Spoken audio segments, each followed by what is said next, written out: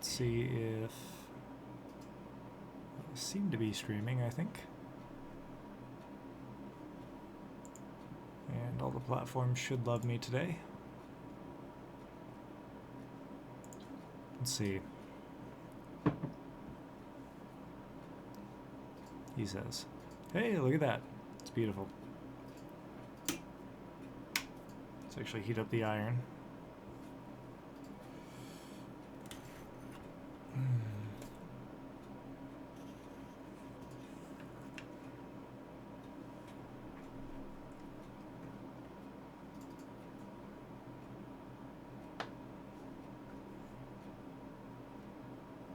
Okay.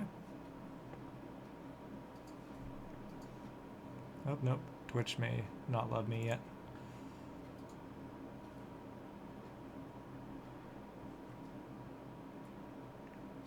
We'll find out. Says it's sending data, but we'll see. All right.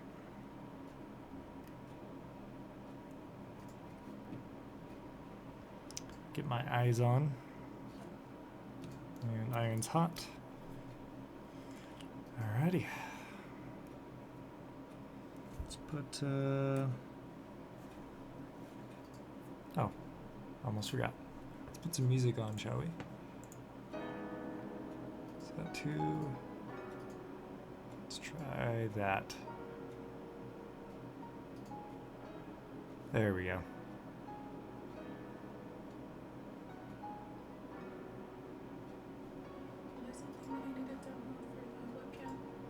I don't know.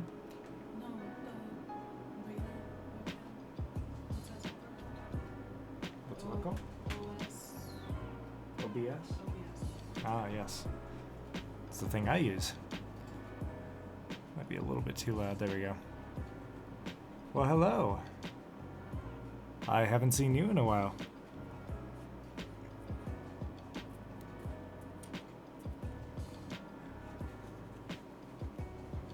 Is there like a restream app or something? Let's see here.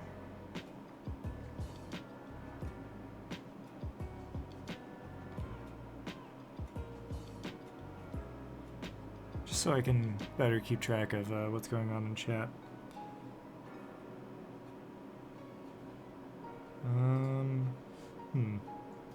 No, maybe not.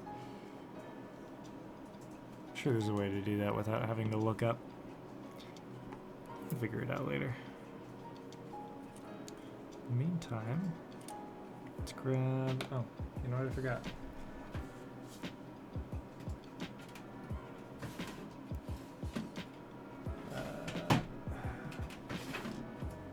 Tweezers.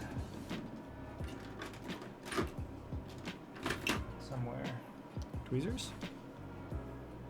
These are the good ones, right? Yes, these are the good ones. Excellent. Alright, which one should we do? Did a bunch of... Let's see if I can set the camera to manual focus because it wouldn't stop blurring out on me, but let's see, I did all those there. And I did this big old guy right here. And let's try maybe some of the capacitors. See if I can figure out which ones are the capacitors.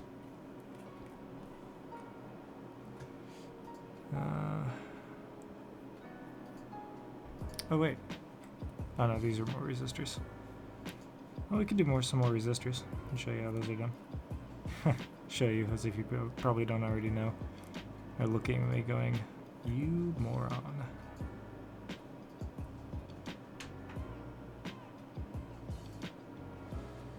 Oh, it's so much easier to see when you have these little glasses things on. Magnifying glasses. Look at that. Ain't that a beauty? It's tiny. It goes right here. These guns are too big, I think. No? No, they may not actually be too big. I think I do actually have to solder all of those. Oof. Oh, no, these ones definitely look bigger than those. That's strange. I'll have to figure that out. Either way.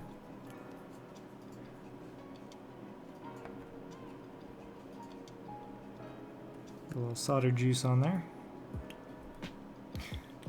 Flux. I know it's called flux. Please don't yell at me. Call it solder juice.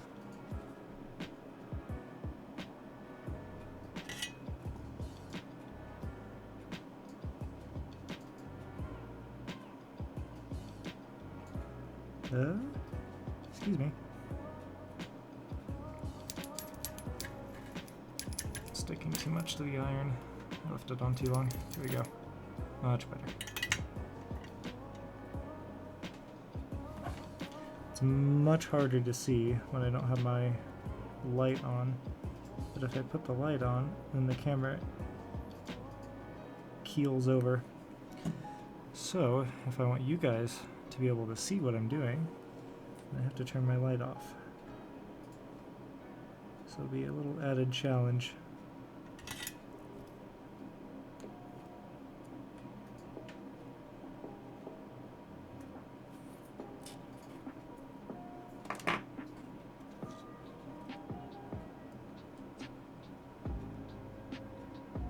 There we go.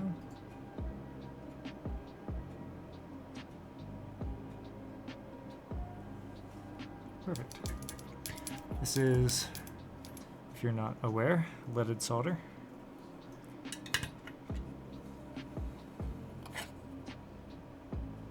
Yep, that looks good. On to the next one. This is delicate is one way to put it. Yeah, it is kind of a nightmare, but it's a useful skill to learn. Through-hole soldering is a lot easier because everything's a lot bigger. But SMD, you have these tiny little components that you have to solder. Look at how big my finger is compared to that guy right there. I don't know if you can even see him. You can kind of just barely make him out, at least on my screen. I think the 1080p may make that a lot bigger for you. Some of these are definitely small.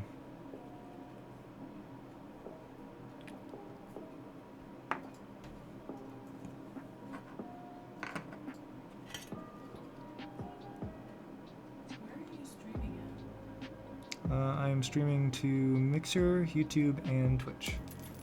Although I think Twitch just hates me. It's entirely possible. Every time I try and stream to it, even if I get the bitrate pretty low, like I do now, because there's not a lot of movement on stream, I turn the bitrate down a lot. It seems to dislike me.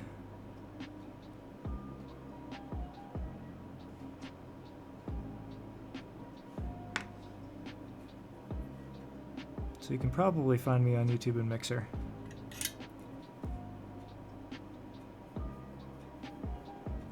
So I'm watching you on YouTube. Uh-huh. And your mic is really, really low. Okay. And what you're doing right now, like that close-up is a little blurry. That close-up's a little bit blurry?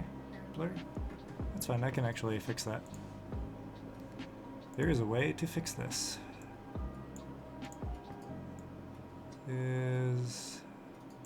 That should be a bit clearer.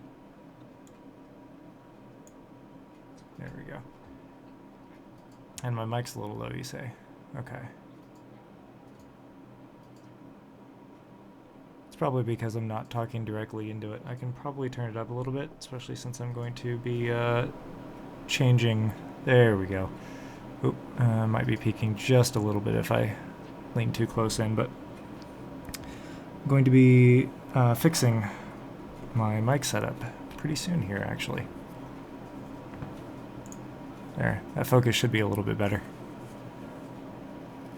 The problem is I turned autofocus off because if I turn it on, then it tends to just not work very well. So I'm going to have to do manual focusing, which sucks, but you know. Not the end of the world.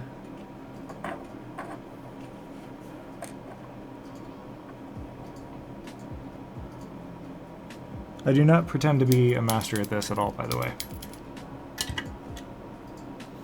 I don't know if you can see those wisps of smoke there, but that's actually flux. A lot of people think that that's lead, and that's why lead is bad. But in reality, that's actually flux. That's being vaporized. If this were hot enough to vaporize lead, then it would be very hot indeed. I want to do one of the more fun ones. I can do one of these guys, one of these chips. Not exactly sure where they go, but I will figure it out. Let's see.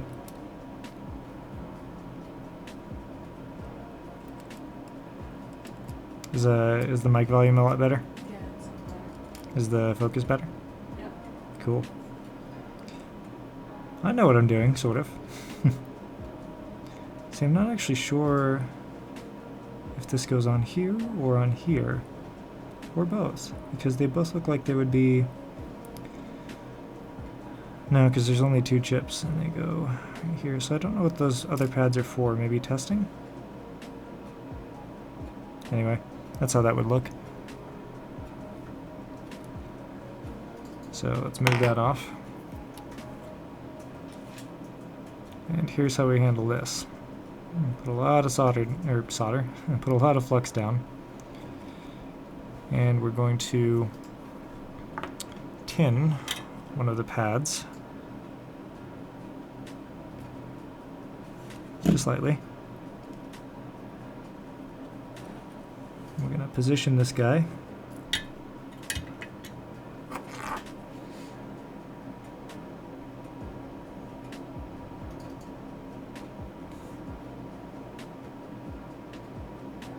There we go, just the way I like it. And we're going to just touch that solder to the chip. Make sure everything's in alignment. Oops, he says. Maybe I should be doing this with the not hot thing.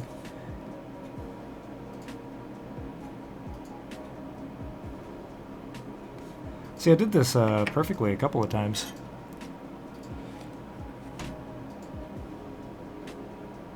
Yep. Wow. Yeah, a couple of times I did these chip mounts, and I soldered them pretty much perfectly within a couple of seconds, and it was incredibly easy, and now I'm making it look very difficult for no reason. There. Now he's held. And just check each of the pins here, make sure that they're relatively in place, and they are. Well enough anyway. And we solder the other end.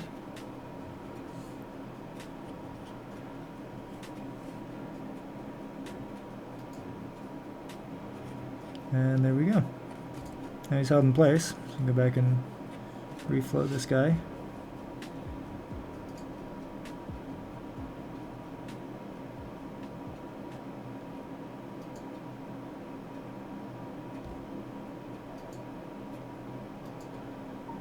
And flow all these guys on.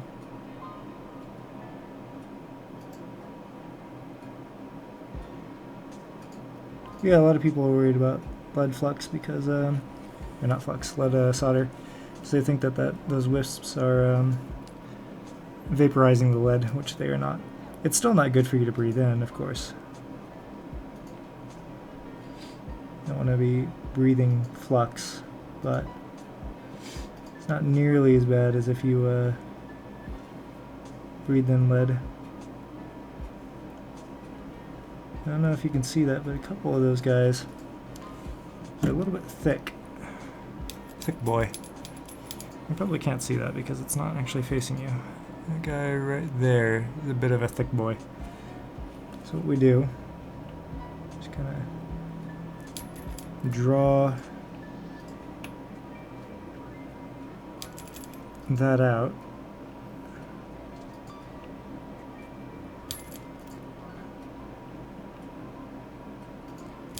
and just make it stick to the iron instead.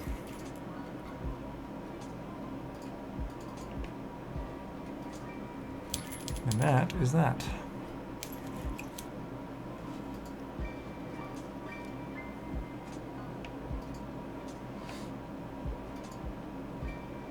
He's relatively well behaved. And that looks okay, I think. Let's see if you can actually see that. There's a bit of flux on the board, so it looks burnt, but it's actually not. And we'll clean that flux off in a minute.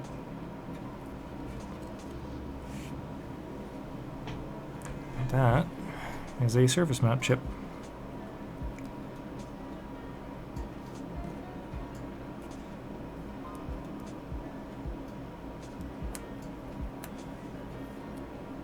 I'm not sure exactly how these go on here. These are labeled resistors, ours, but I don't see how you would hook these up.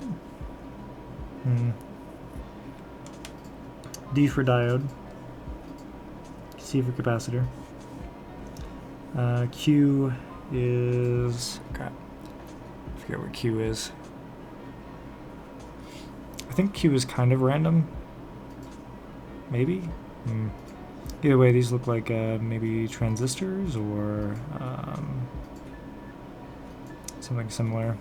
It's hard for... I know the thing, I just can't remember what the name of it is. I'm good at this.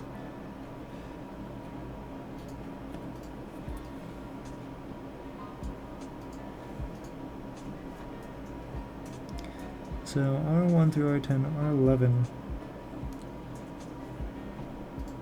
Makes me think that these ones are actually too big for these pads. I think these are. I think the resistors that go in here possibly are actually these guys. Let's see. Let's see if I screwed this up already. 25, 26, 27, 28, 29, 30, 31, 32, 33, 34. Yeah, I think I screwed this up already because these are slightly too big to fit in these pads. I noticed that these ones were smaller than these, but I wasn't quite sure why. So we're going to have to desolder these two and then resolder them over to here instead. Okay. Well,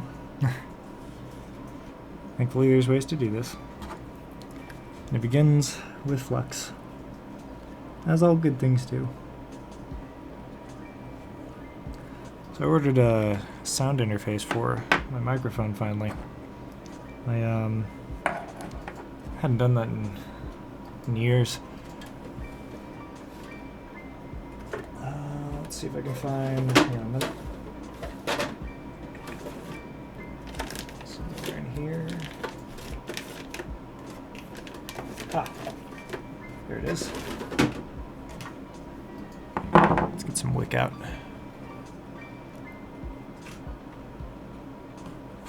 Because we're going to need this.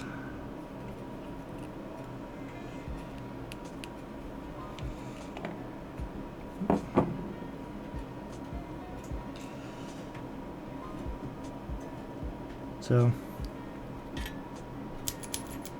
decided that I was going to nab a new interface for my microphone.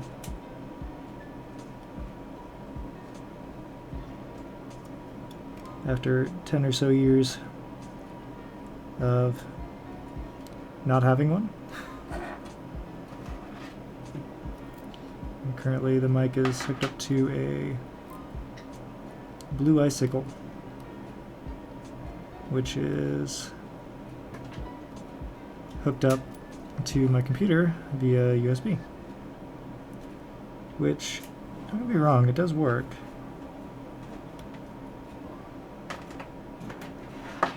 But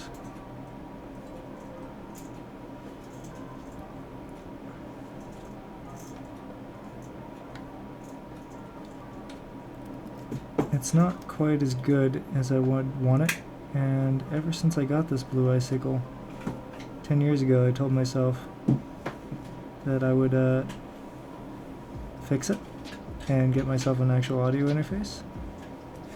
And just now,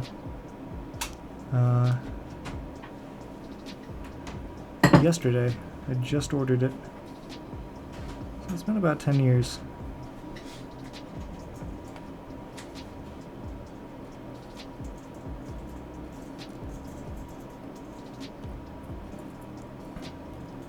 And it said it was actually going to be coming April, which I did expect.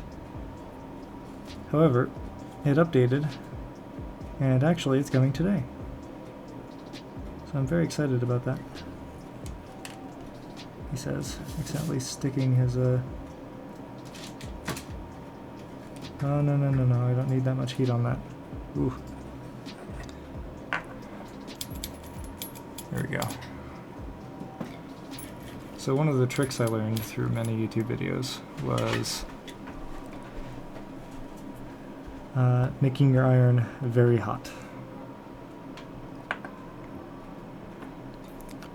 Because you want a short amount of heat, or a large amount of heat for a very short period of time. Because heat damages components.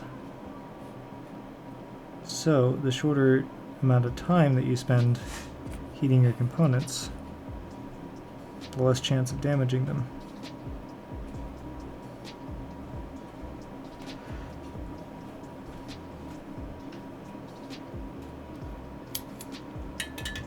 So if you have high heat, then you can spend a very short amount of time heating your components, which is exactly what you want.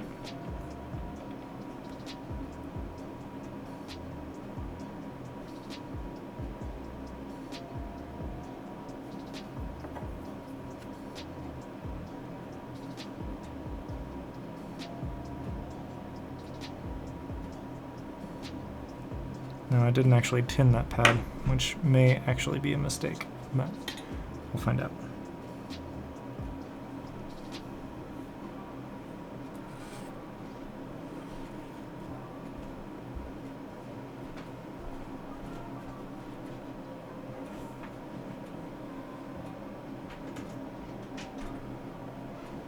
The answer is yes, that was a mistake.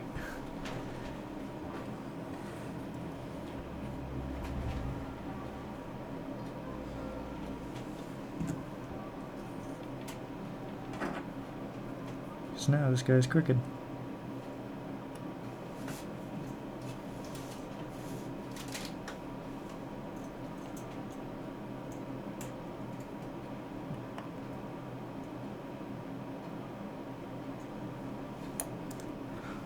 Uh-oh. And it was never seen again. For real though, I think I just lost that. Good thing they give you spares. Okay, let's try that whole thing again, this time without burning myself.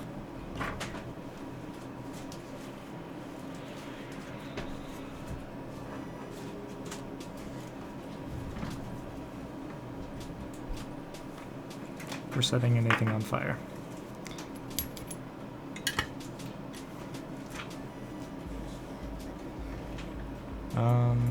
Let's not. No. Please. Much better. Okay. Try that one more time. It's usually a lot easier for me, but I also usually have light. Why don't you turn on the overhead light? I could try turning this guy on. I don't know if it's going to swamp out the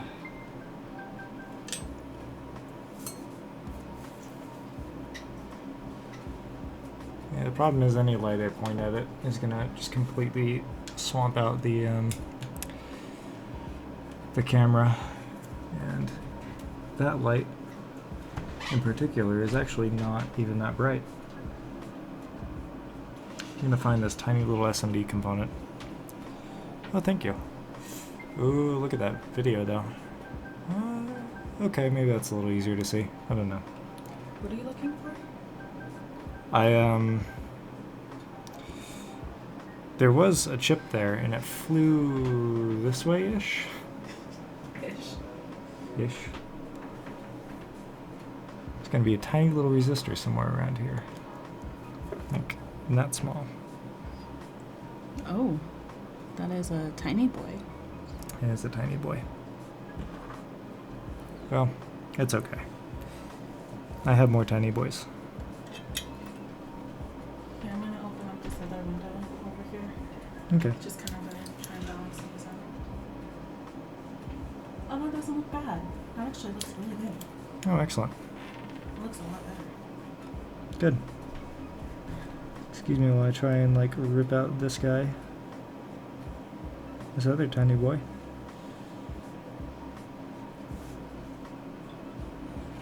Okay. Now, like I said, this does look burnt, but it's not.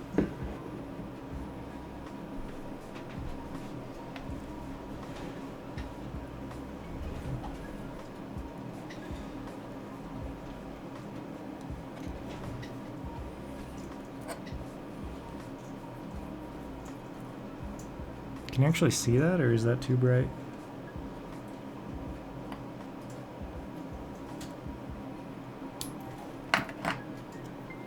Excuse me while my hair gets in the way. Oh, you might want to change the thumbnail too. Oh, yeah, probably.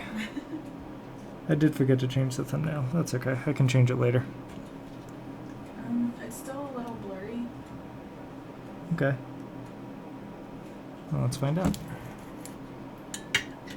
What's blurry?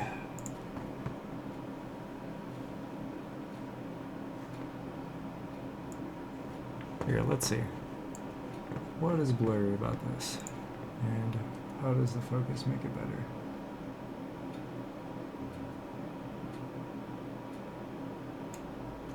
I think that's about as focused as it gets. What do you think?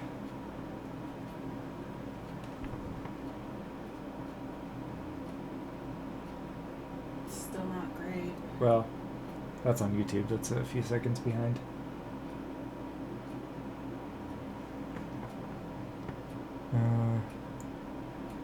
I mean, if I do this, then it ends up blurry. If I do this, it ends up blurry.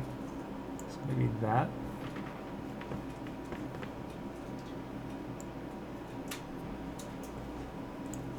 I mean, it's not a perfect camera either. I can't expect the world out of it.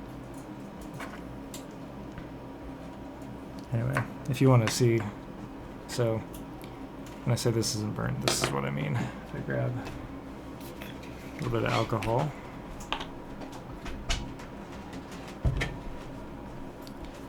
put it in my dish of wonders after I clean it out here. There you go, dish of wonders. So this is 99.9%. Just got it from Micro Center. I can actually just scrub this.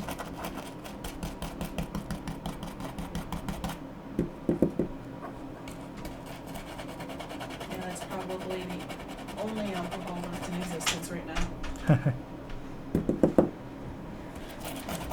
I'm sure there's others. Somewhere. Somewhere over the rainbow.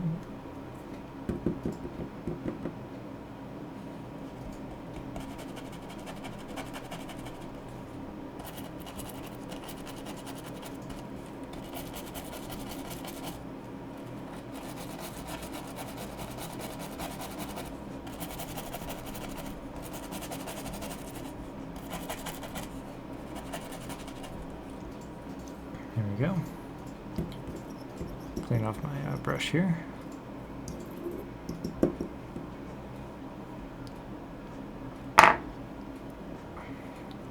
Just a quick wipe down. Okay, can I say something that's just completely random right now? What? Got an email from Build-A-Bear Workshop saying, create your animals online. And they have a smartphone, right? Right. But there's a mouse Here we go. clicking inside the smartphone. Oh my god. There. See? Not dirty. Not burnt. It has burnt the flux on it. which can sometimes happen. It's supposed to, but sometimes it happens. Why is there a mouse inside the smartphone? I don't know. Like, I don't understand. Oh, there's Jumbo Build-A-Bears. Can I build a Jumbo Build-A-Bear? Wow. No. Alright. So I'm gonna do the PQ here.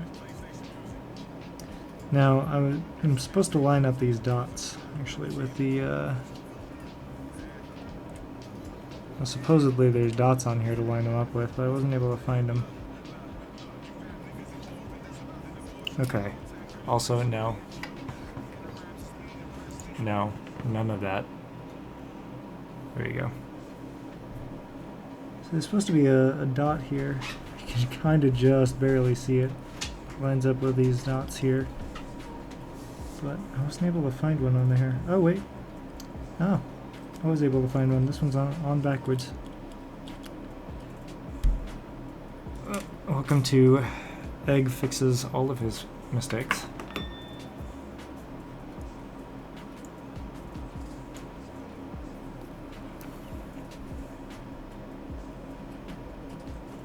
Now, I chose the non-hip-hop version for that exact reason, because I don't want that kind of music on here. But it leaks in anyways.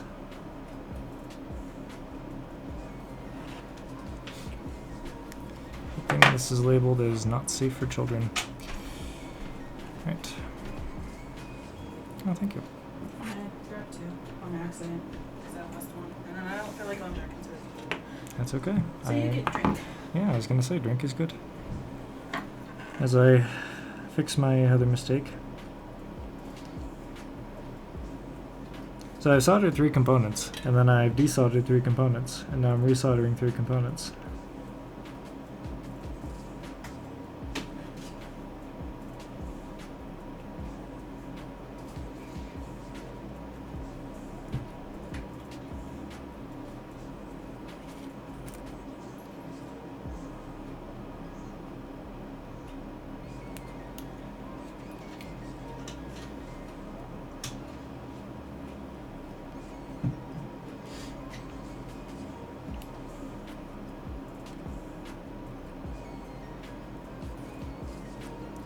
In theory, I should be using a different tip for this, which is why this is not turning out super well, but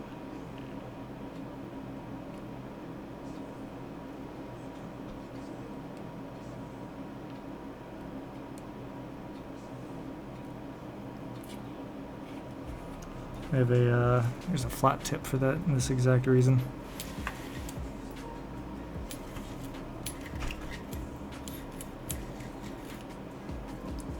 Serves that exact purpose, but I'm not using it.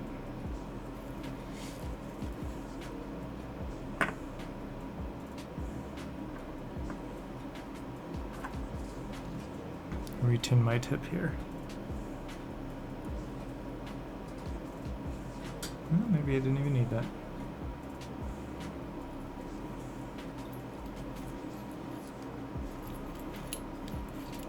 Just making sure it stays nice and fresh.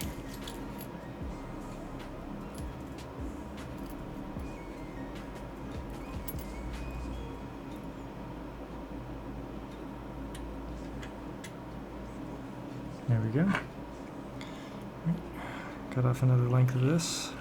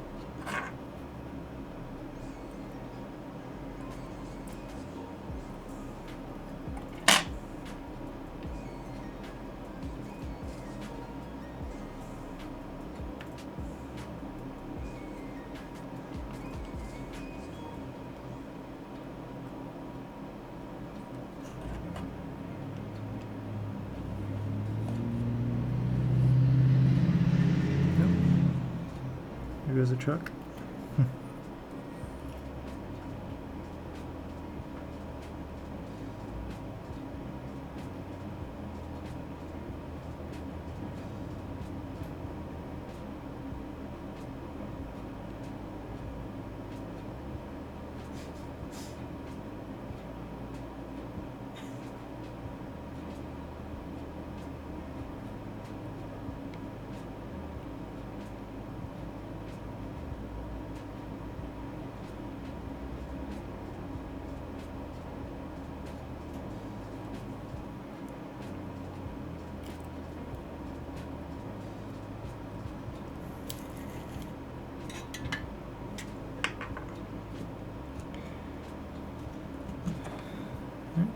More flux.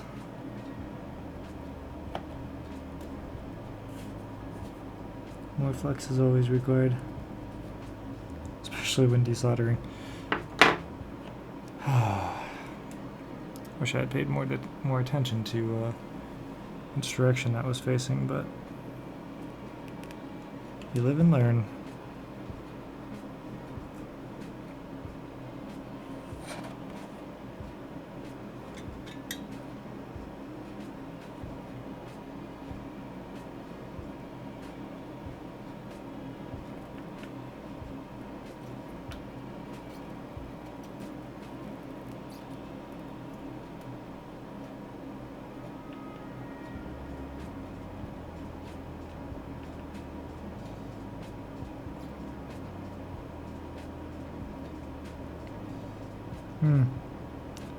Do you love me the smell of flux in the morning? Oops, I think I came off. Not supposed to do that.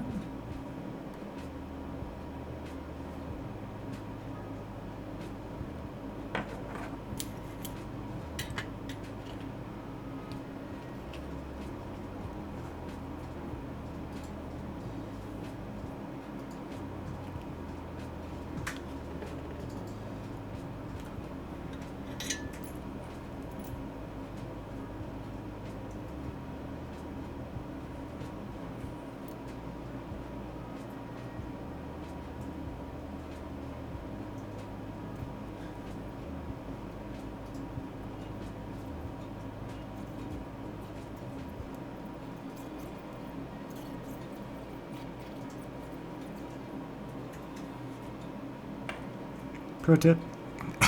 Oh god, as I inhale flux. Pro tip. Don't mount your chips backwards.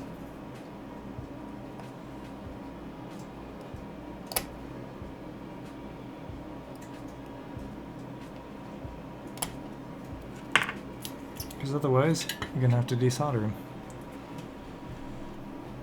And nobody likes desoldering them. I do have an IC extractor.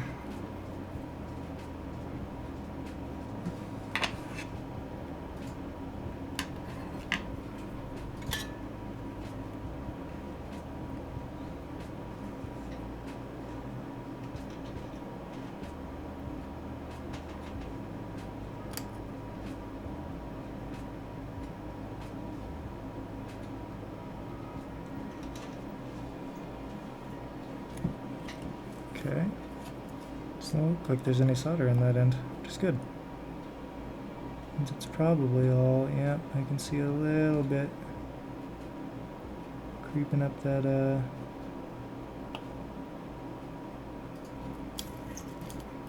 okay, one more pass. Yet more flux.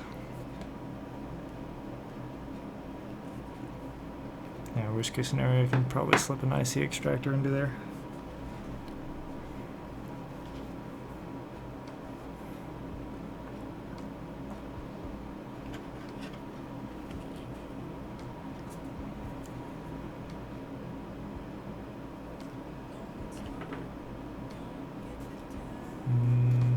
Again,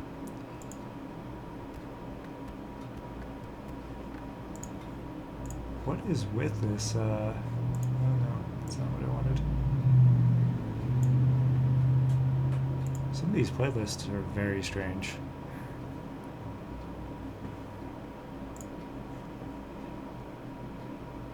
Gotta stay in that no copyright lane.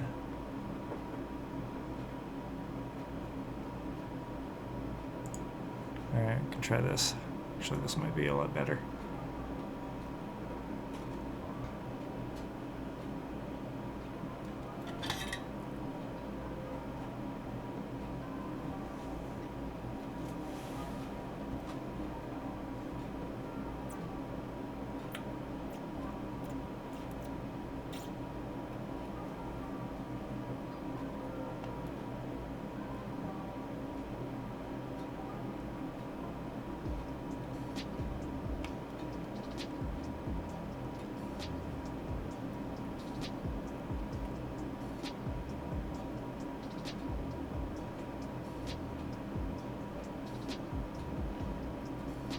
Okay, try that.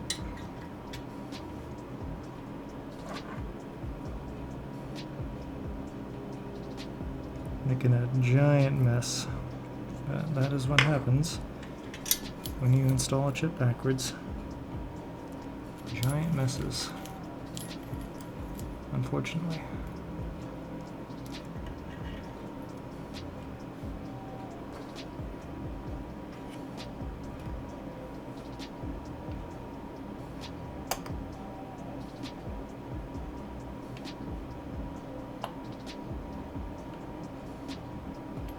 Good thing this is a soldering practice board, not an actual project, eh?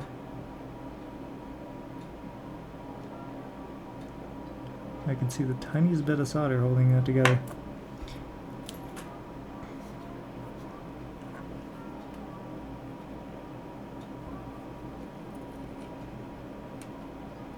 I'm not quite sure how to wick it up from here, because that is some seriously small stuff.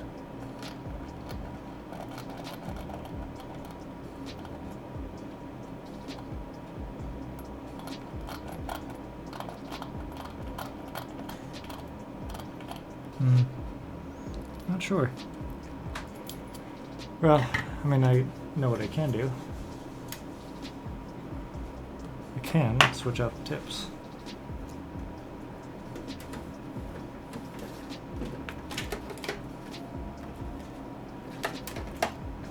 To say a chisel tip, which will actually work for this.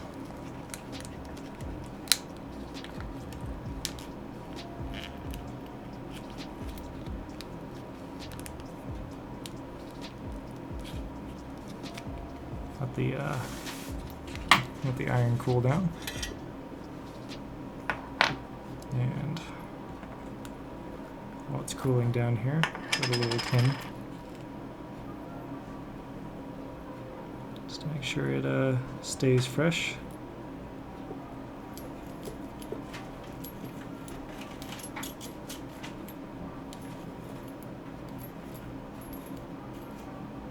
There we go. Nice and shiny tip. That's what she said.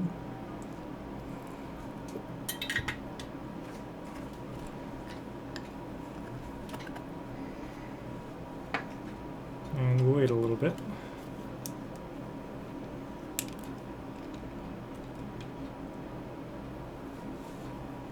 And clean the flux off. There we go. In the meantime, yeah, clean the flux off here.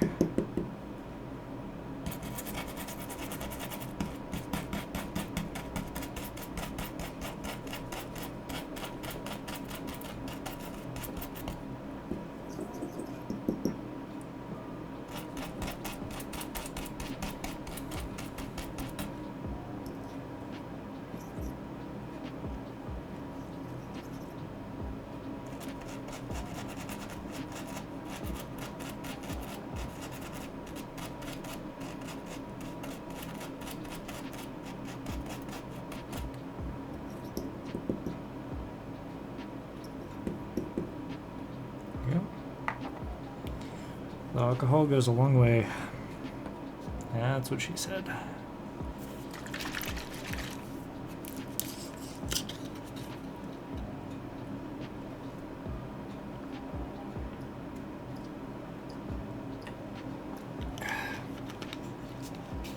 So how is everybody? What are you all doing for quarantine and all that? I'm live streaming. Boredom's already got to me.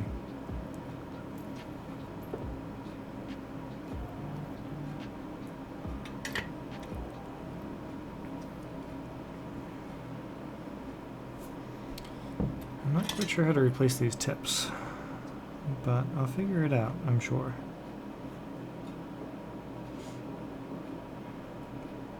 Yeah, I'll bet I can figure this out.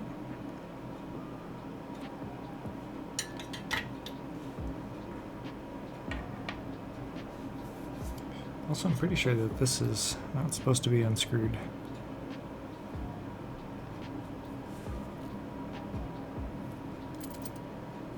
It's a little wiggly. That scares me.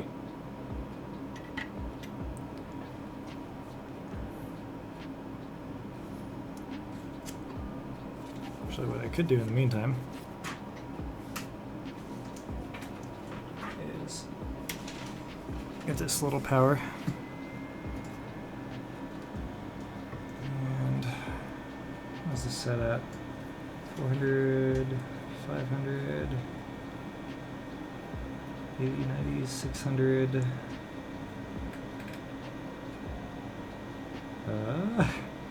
700. Oof.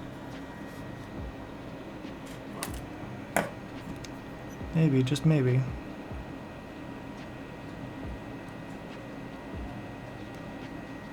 Yeah, this one's set at 750. Oh god, that's hot. Ooh.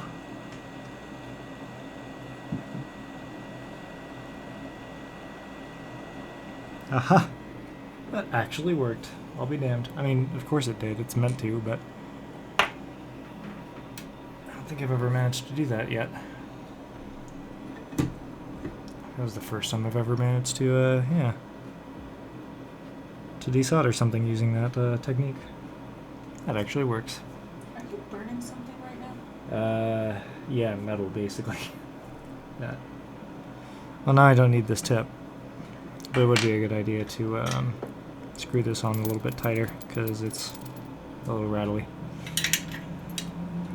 Oh, wow, that was good timing on that. Oh my Yikes. God, that smells like burning. I'm sure it does. Yeah, I'm gonna open up the window. Okay. Yeah, that was really good timing because that literally just came off. Okay. Good thing I decided to sit here and fix that.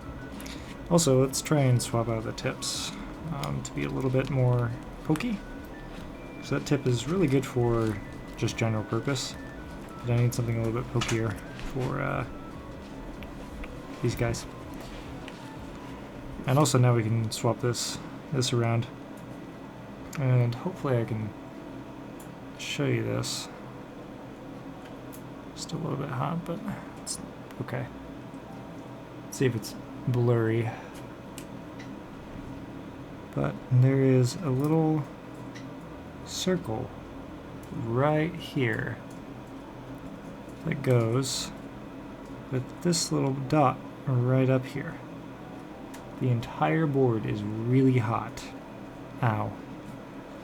It's the same thing with this little guy up here. There's a little dot right above there, and that lines up with this guy's dot right here. Little shiny dot right there. So now that I've unsuccessfully soldered through things and then desoldered through things and then I'm going to resolder through things, this will actually be starting to get put together.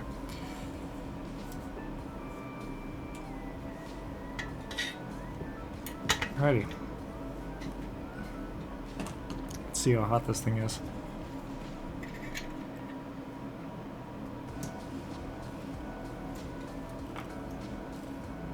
And how do I get this out? Like that. Excellent. That's a really good tip for just general purpose, but this one's a lot thinner, as you can see. There we go. A little bit pokier. So let's get him shoved inside there. I can swap tips. I've never actually done that before, but there we go. That's how you do it, apparently.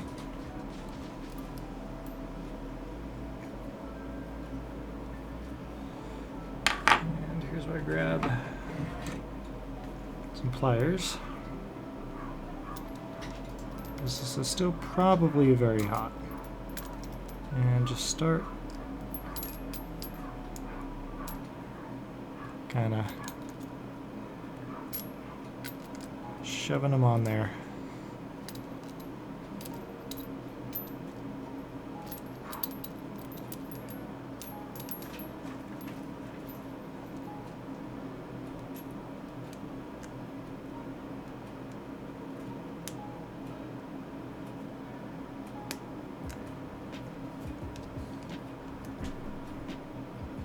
This, by the way, is a $100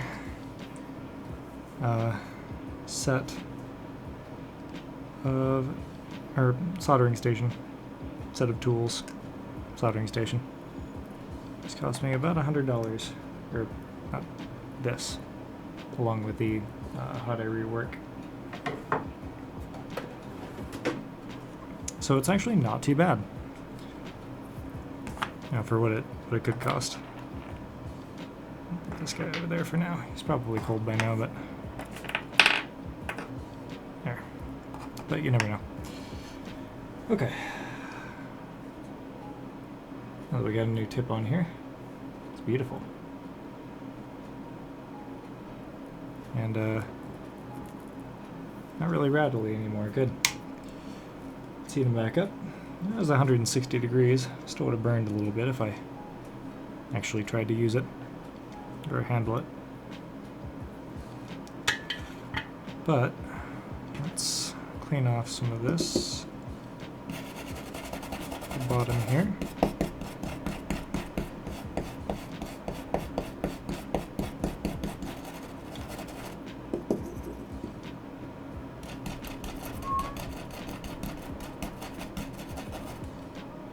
There we go.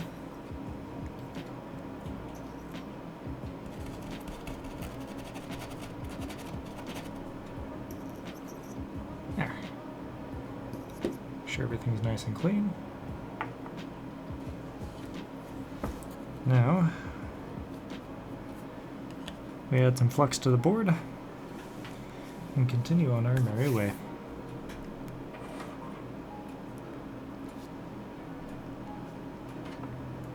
So much easier when you're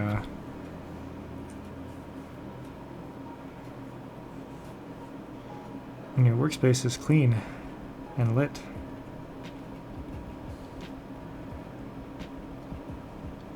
And this time, let's not screw it up. He says. Alright, 750.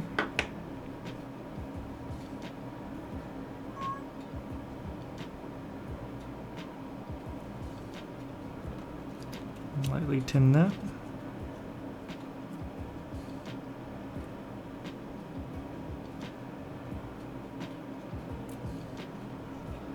Okay. Now we put this guy on the right way around. And the right way around is a mystery to me currently. So let's see.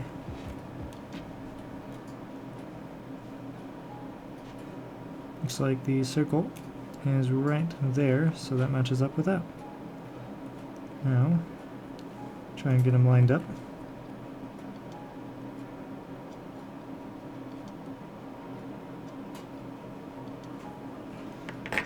There's been a couple of firsts for me on this stream so far. It's the first time I've ever changed a tip. It's the first time I've ever used the hot air rework station to desolder a component.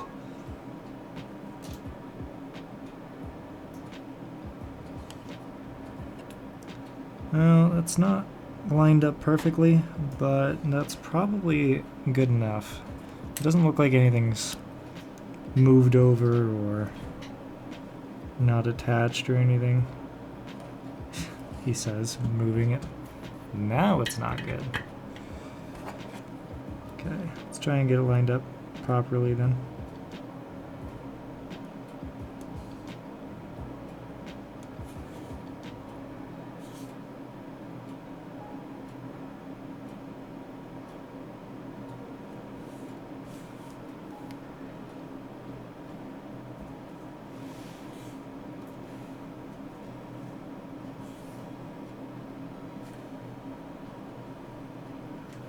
Oh, you know what would really help, you guys, is if I actually enable the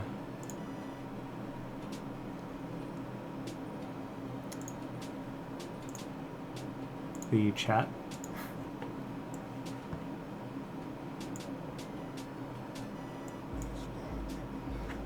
No. Why does this keep popping up? This is so strange.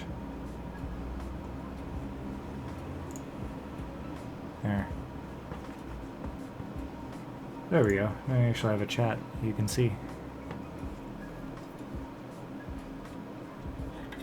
Okay, so this looks lined up.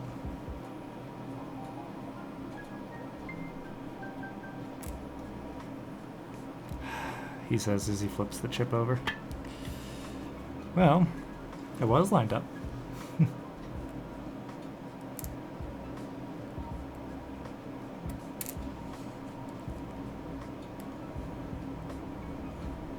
Grabbing that chip too hard. Keep flipping it.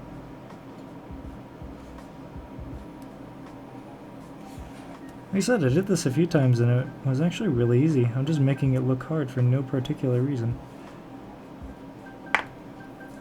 Alright.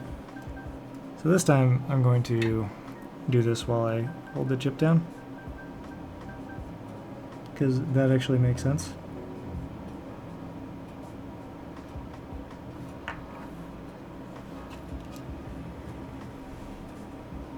And everything still looks aligned, so we're gonna solder this guy over here.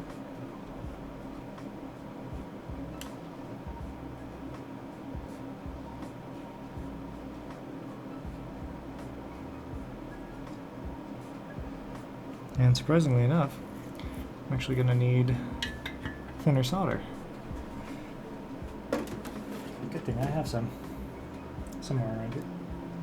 Wait a minute.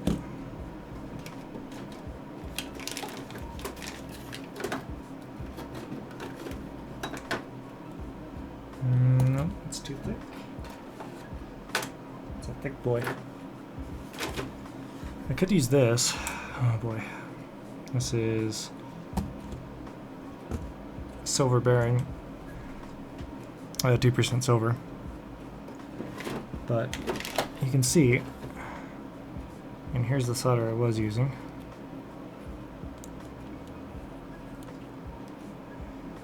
Versus the solder here.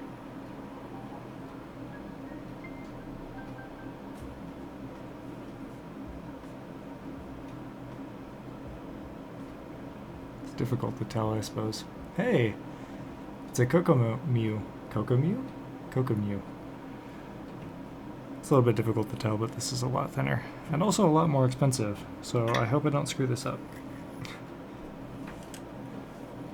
It also has a much higher melting point, which worries me slightly. Oh, you know what? That actually worked. Okay, I think I could probably use this.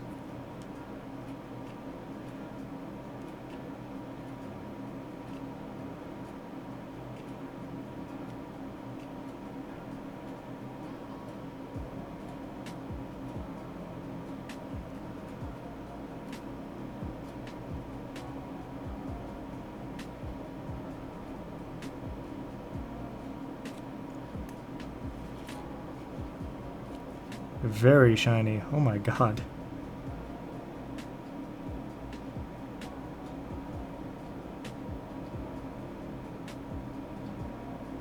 Yeah, this is a extremely expensive solder.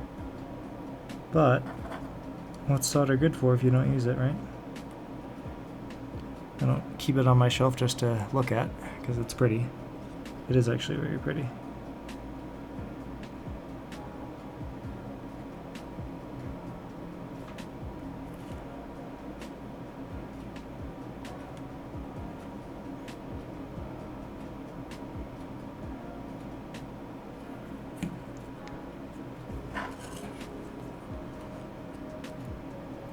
But that should be soldered together, I think. What am I making? I am making nothing, actually. I don't believe this actually works. It doesn't look like it would have any reason to work. This is a soldering practice board. It's used for practicing soldering SMB components or surface mount components, which are these tiny little things. A tiny little guy right in that package. I'm gonna have to solder somehow. Somehow.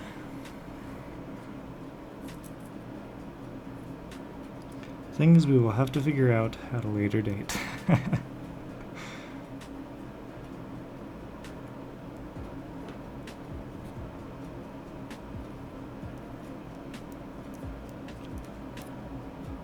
Alright.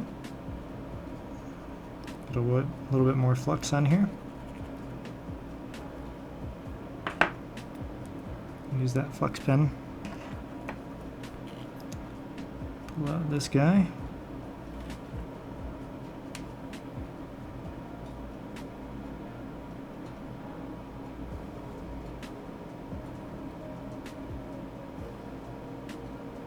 You can tell they use these for practice at the Chinese factories.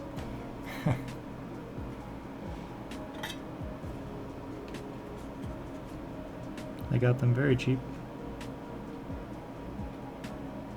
Again, I forget to pre-tin the pad. I'm just forgetting all the things today.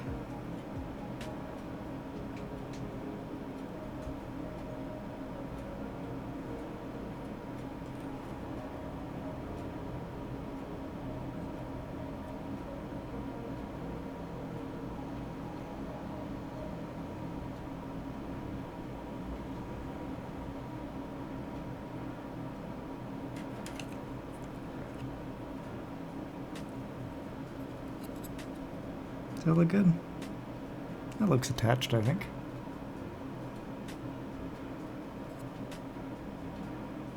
Yeah, I believe that is attached. Alright, so this time, let's do it properly. First, flux. Oops. Second, tin the pad.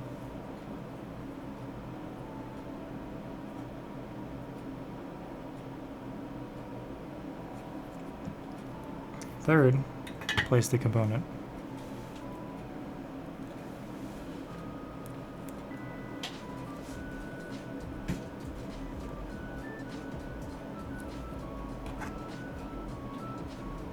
There we go.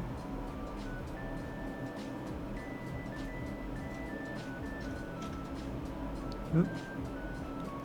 It says just before you flicks the component off into the atmosphere, like you did to the other one. I mean, what?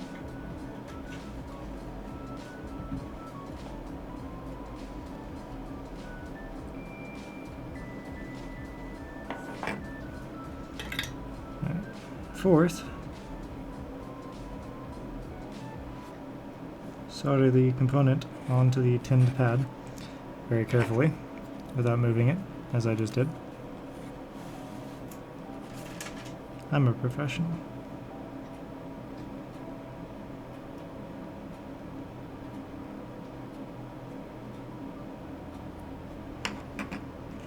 And finally, solder the other pad. Preferably to the component. There we go. Took a minute. There we go. Everything looks attached. Excellent. There we go. I'm very slowly getting the hang of this now. Very slowly.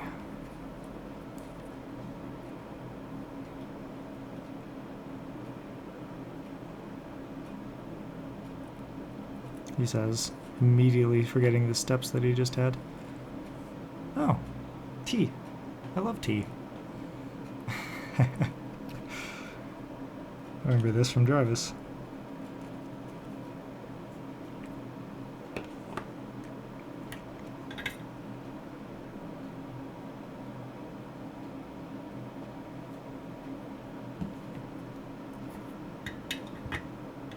Okay.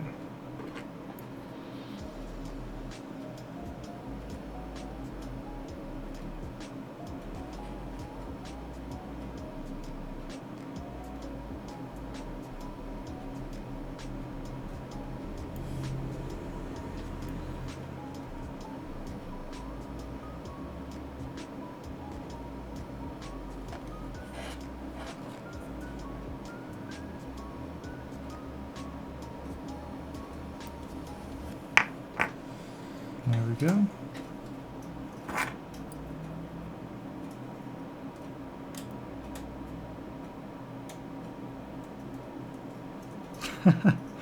That one's a little cockeyed. There we go. Can't believe that actually worked. There's a 50-50 chance I was just gonna fling off into the atmosphere.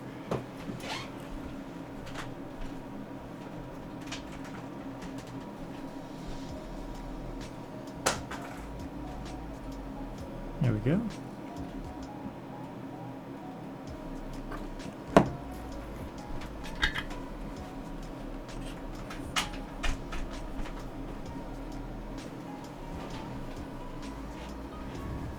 The glorious mess we were making.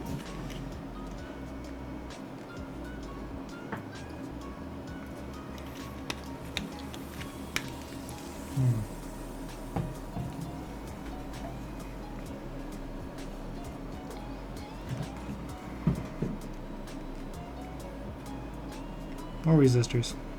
That's what the world needs. More resistance. Wait.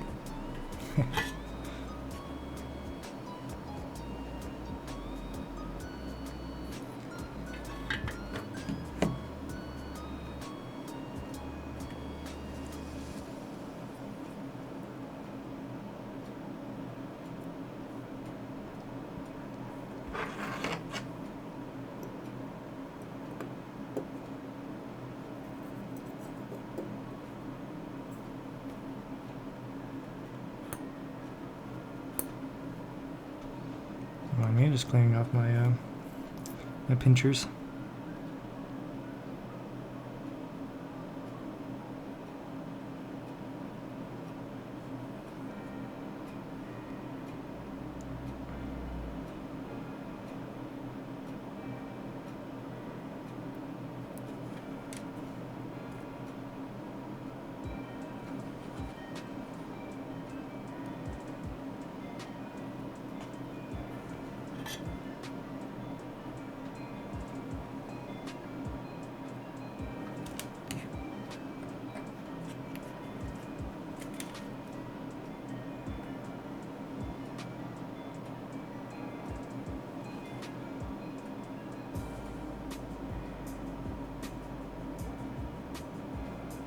Oops, I want a lot of it.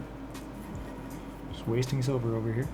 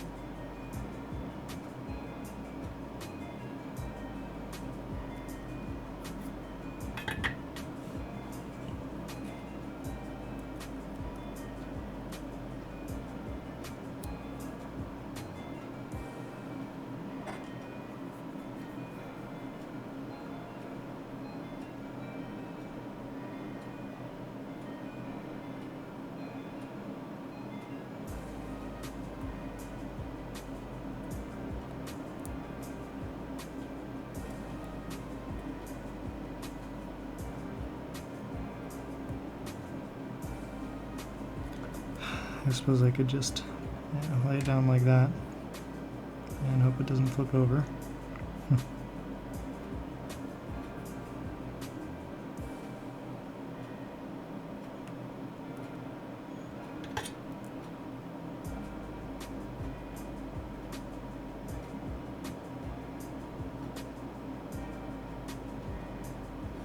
There you go.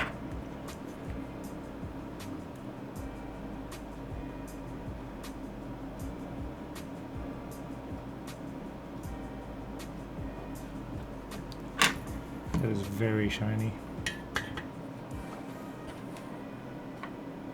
Like, let's compare. Let's clean this up a little bit and so you see just how shiny some of this stuff is.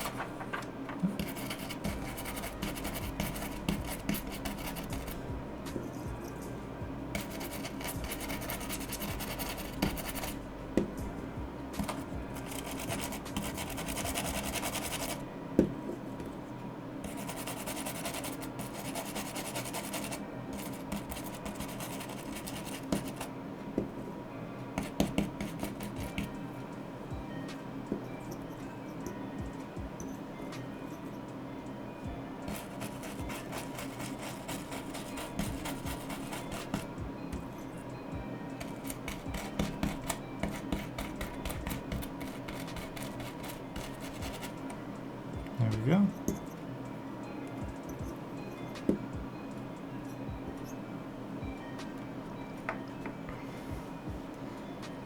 Dry this up a little bit.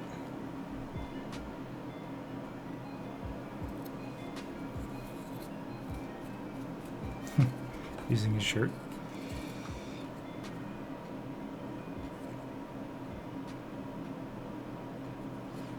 So you can kind of see a little bit.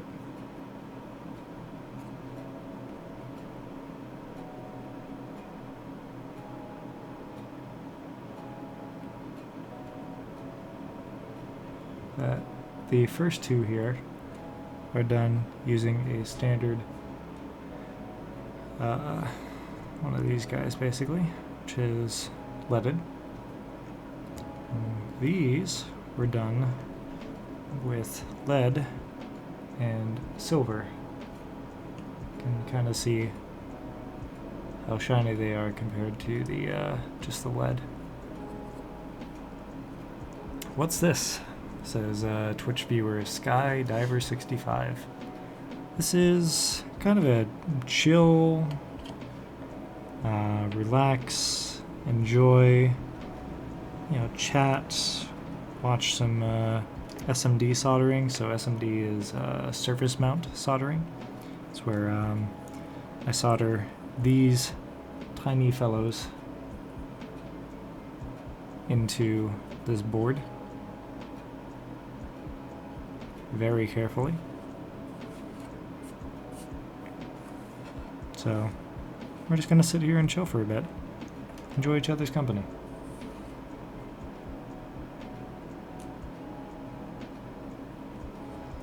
Now let's try another chip. These are always fun. As always, make sure that your dot is lined up with the dot up here. Boop, boop. And lots of flux. Lots of flux.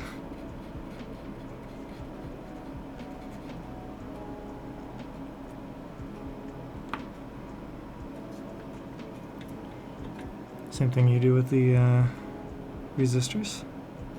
Pre-tin one of the pads.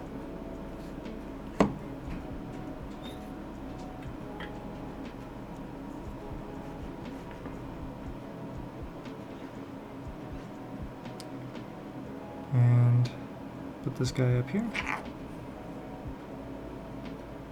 Line him up.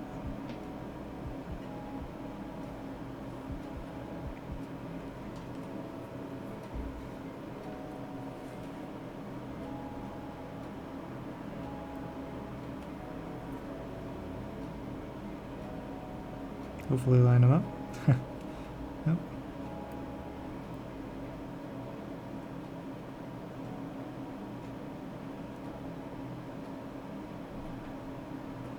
line them up with a little help. There we go. And flow that solder.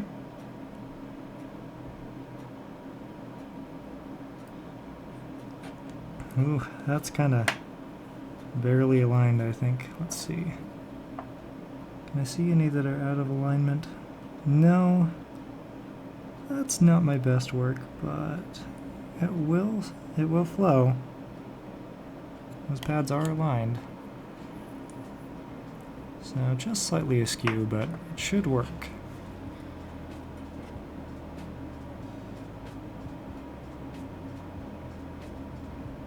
So we flow the solder onto that one.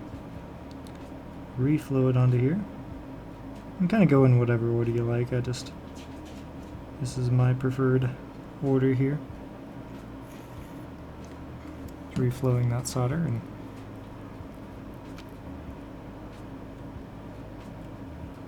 you just watched me do that whole other one with just one at a time, but you know, take some excess solder off of that. See, it's a little pokey on there. There we go. Get that hair out of the way. I don't know where that came from. Right, now we flow solder onto each of the pins.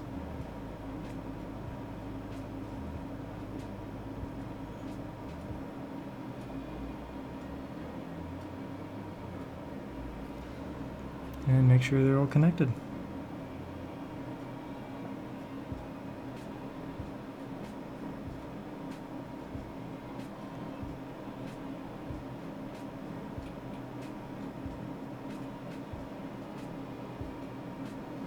Excuse me while I get solder up my nose.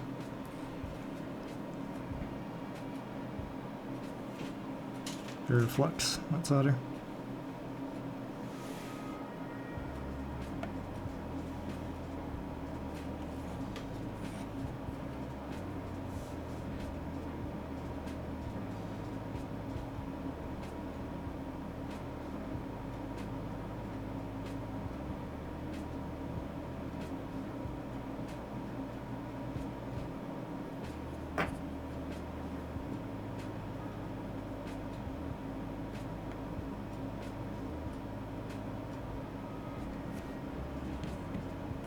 See if everything's actually connected here.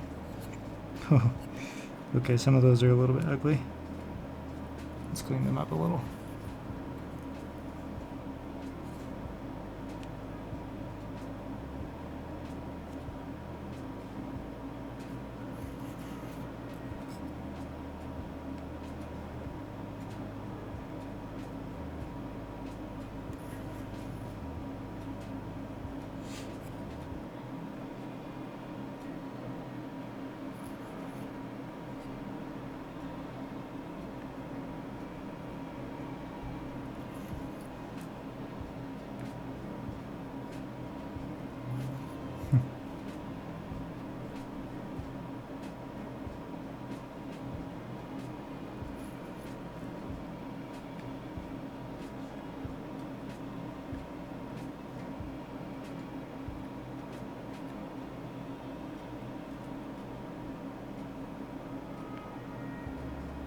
Alright, that doesn't look half bad.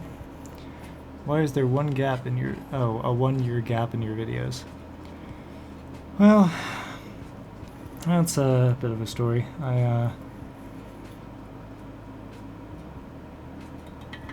So, I took off from YouTube for a while because I wound up actually extremely busy. So, after a long time of not really having any work, I decided I was really sick of not having any work. So, eventually I was convinced to go to college. And I'll go back to college.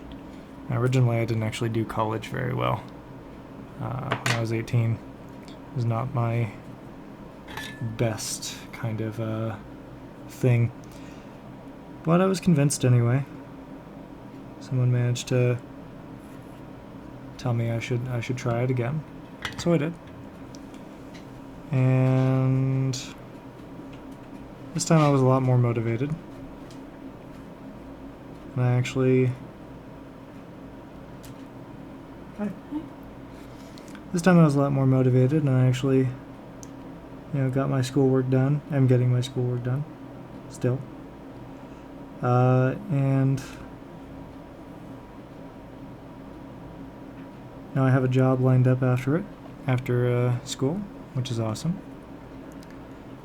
And unfortunately, that's meant that I've kind of had to put YouTube on the back burner a little bit, because I can't do schoolwork and YouTube at the same time.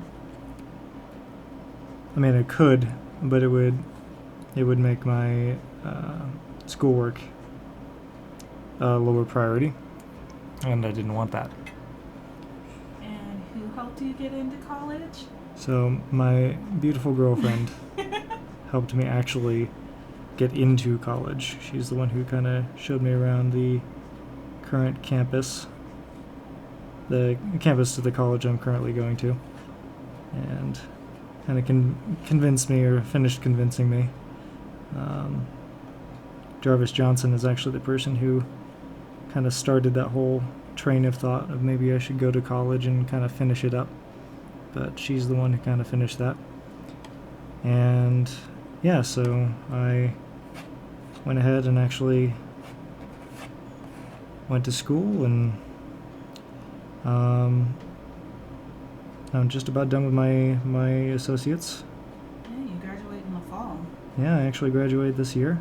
That's awesome. It took me 2 years, and that actually doesn't include spring or summer breaks. A lot of people. So apparently, when you do 2 years of college, they expect you to be doing part-time or full-time, I guess, during summer, and I did not. And so that really made me have to take 15 credits per semester to catch up on that. So I have been going to school and actually taking 15 this semester. I'm doing 16 credits. Some of them are accelerated courses. So it is taken a lot of my time, and if I dedicated even a small portion of that time to YouTube, then I wouldn't be able to dedicate it to schoolwork instead. And so I kind of had to choose one or the other. Do I want, to finish my education and get my degree, or do I want to do YouTube videos? And I kind of chose the degree. Part of it, though, is actually I now work at a lab, which is kind of a maker space, which is awesome. And that's kind of where I've picked up soldering and all these other skills that have helped me actually get my new job that I'm going to after. Oh my god. What is this? Why? Not talking solder at the same time? No, it's the music that just popped up.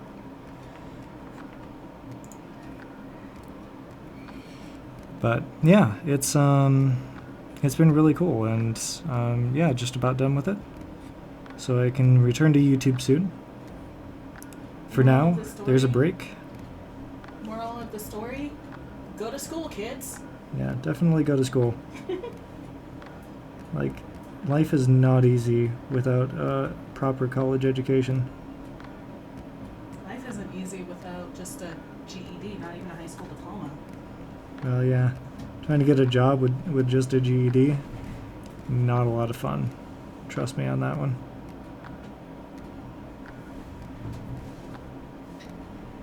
But yes, now I'm motivated to actually finish, especially because my new job requires me to finish in the time that I said that I would. So now I've got to.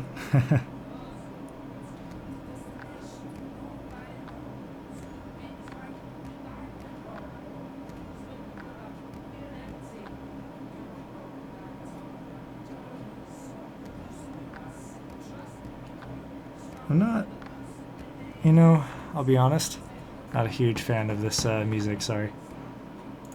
Not that particular song anyway. I would much... No, this one as well. There's too much singing.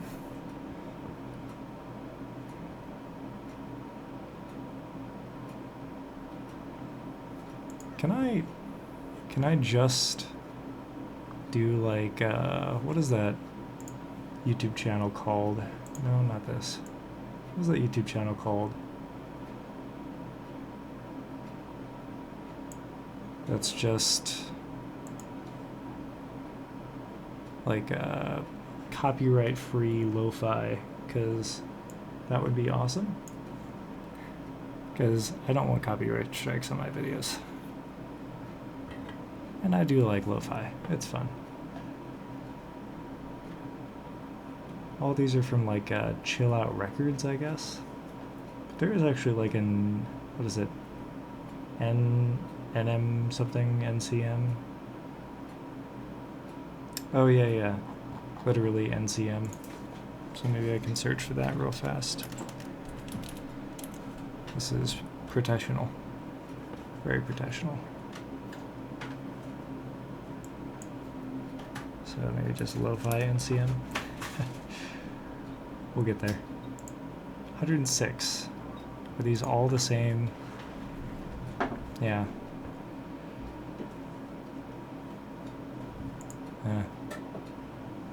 Now we can shuffle at least. Hope we get some good stuff in here. I am professional.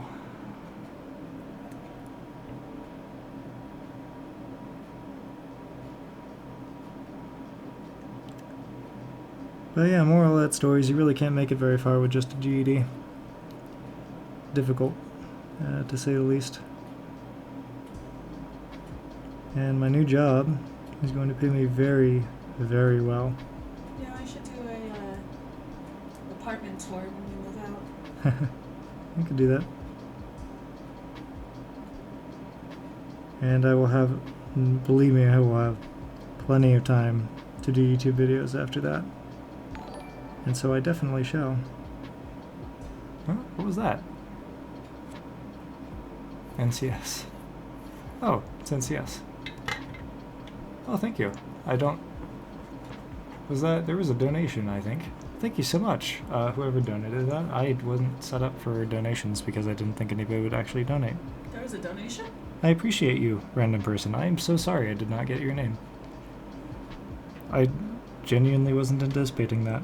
That's awesome. Yeah.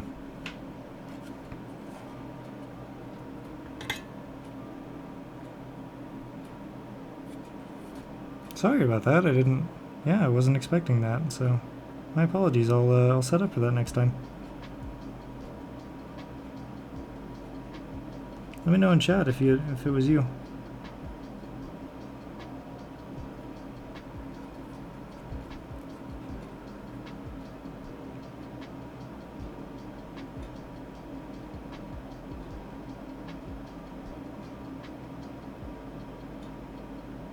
Wait, how did I get the sound then? I'm very confused.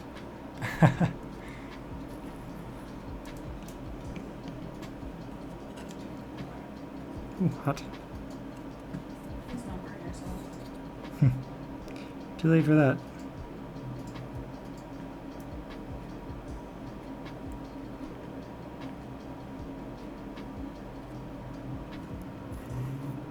Alright.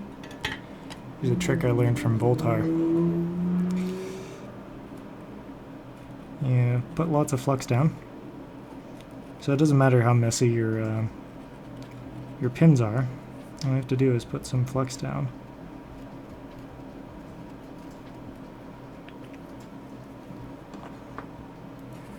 And kind of rub across it.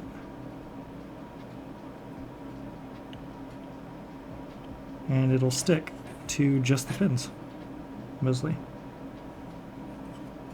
Got to do a little bit of detailing work, but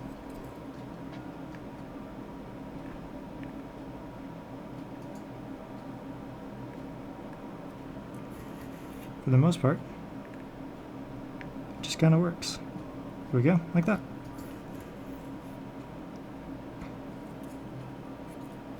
Actually put too much solder on these.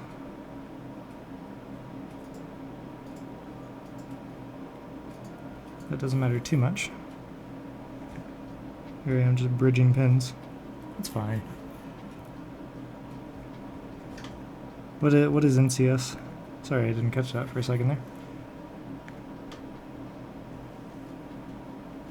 Oh, no copyright songs or something? Yeah, probably.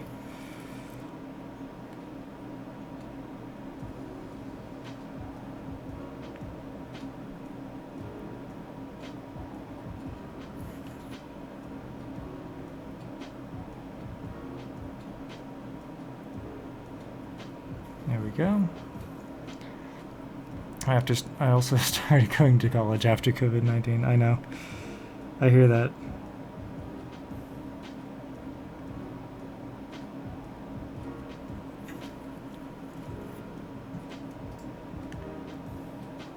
Believe me, I understand that.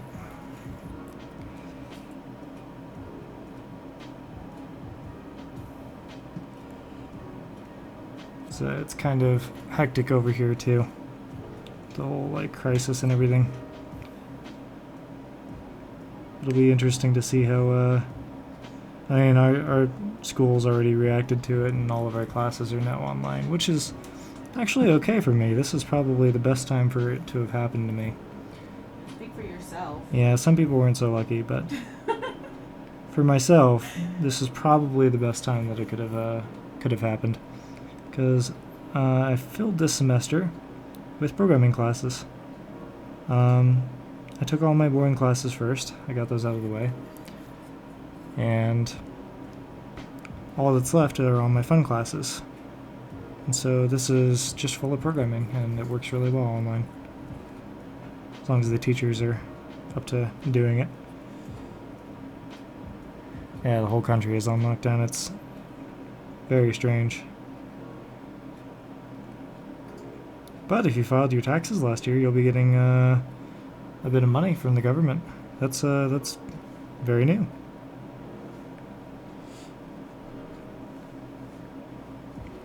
Very cool. I appreciate that.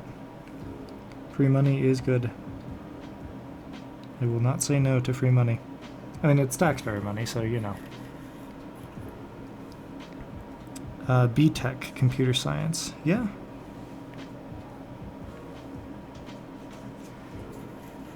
Yep. My degree is software development.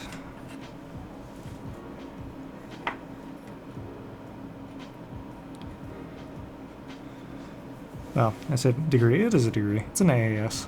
It counts. There we go. Took a bit of time, but that's all soldered together nicely and looks good. I could reflow these. In fact, I might actually. So they're a little bit pokey yet. Well, one good thing has come out of us being at home. Uh-huh. I learned how to take notes on my iPad. So instead of using it as a glorified YouTube machine, I'm actually using it for the purpose that it was supposed to be used for. Yes, that's probably a good thing. I didn't know what I was missing out on. This is amazing.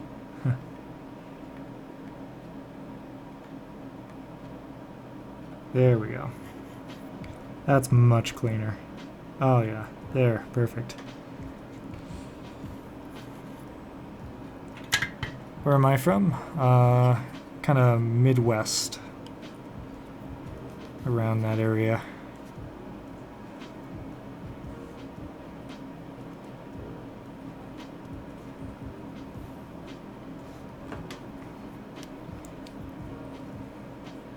There we go. But yeah, so I got a temporary-ish job. I say temporary, but got a job currently working for the school at a lab. It's yeah, like I said, it's a makerspace, and so we do all sorts of really cool things. And that was where I learned how to kind of program Arduinos and do all sorts of fun things. And so I've been really into that recently. That's probably one of the reasons that this new company has decided to hire me. And it's quite likely a company that I will stay with for the rest of my life. I got very lucky and found a career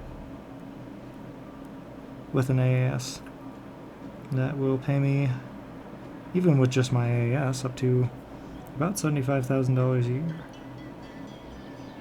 Although if I want to get more, I just have to get a bachelor's.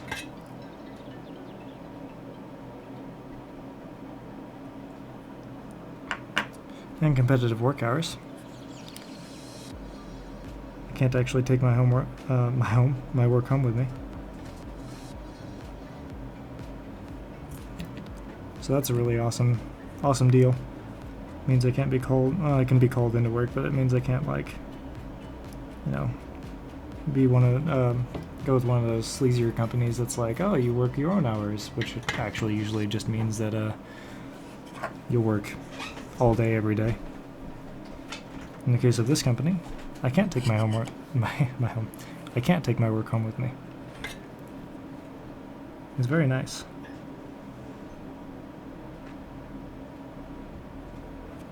There we go.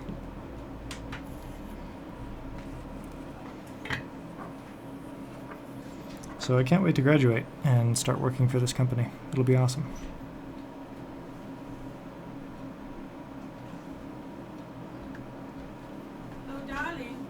Oh. A rather large box has appeared for you. Oh, fantastic. Maybe we can do a small unboxing here while we're waiting. Here, let me get a little bit more alcohol in this dish here. And we'll do a small unboxing actually while we're here. Surprise! Yeah. Some of my stuff came in for me for my microphone, which I'm finally upgrading after 10 years. First, let's clean this up.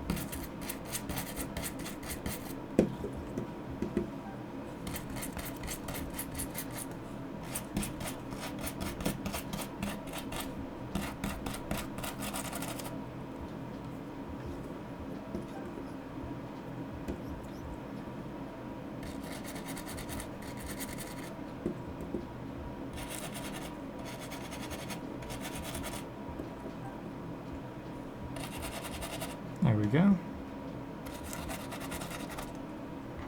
Alright. Yeah, let's do a surprising unboxing while this kind of evaporates.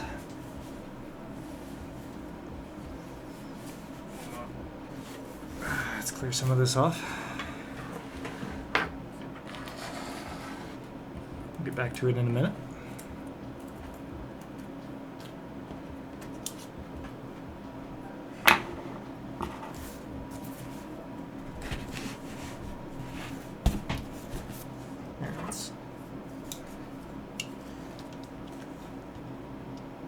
Get rid of this label so I don't dox myself by accident. You might want to put your camera. I will, once I get rid of the label.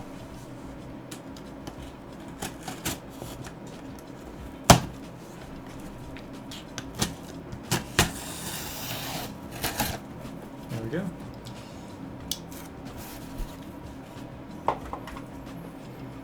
There we go. Let's put the camera up just a little. Oh, you can see my microphone in the way there. But speaking of microphone,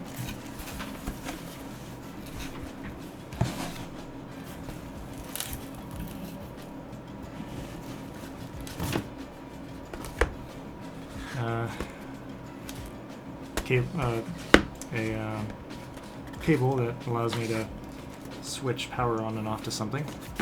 And that something is something that doesn't actually come with a power switch on its own.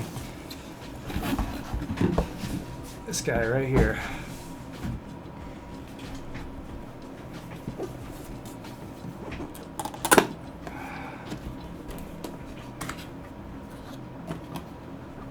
Unfortunately, no cable yet. Makes me sad.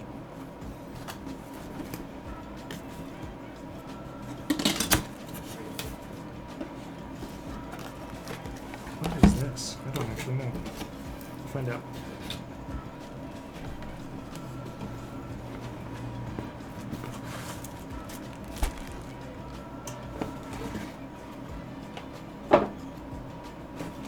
There we go. Perfect.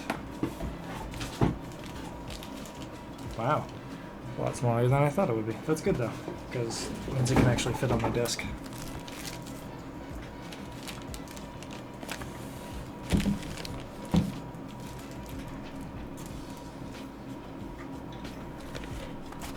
Let's see, what is this? Power, I assume?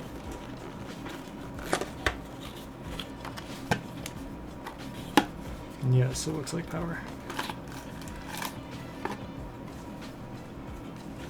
It's got 2 prongs instead of 3. That's always a good sign. No grounding, huh? Okay. All we need is a hot and neutral. Who needs ground anyway?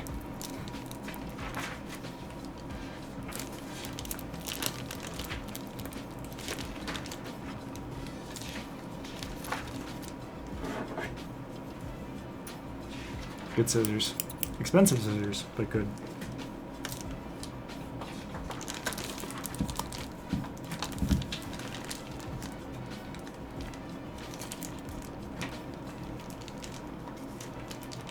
Trying not to destroy it at the same time, you know? There we go.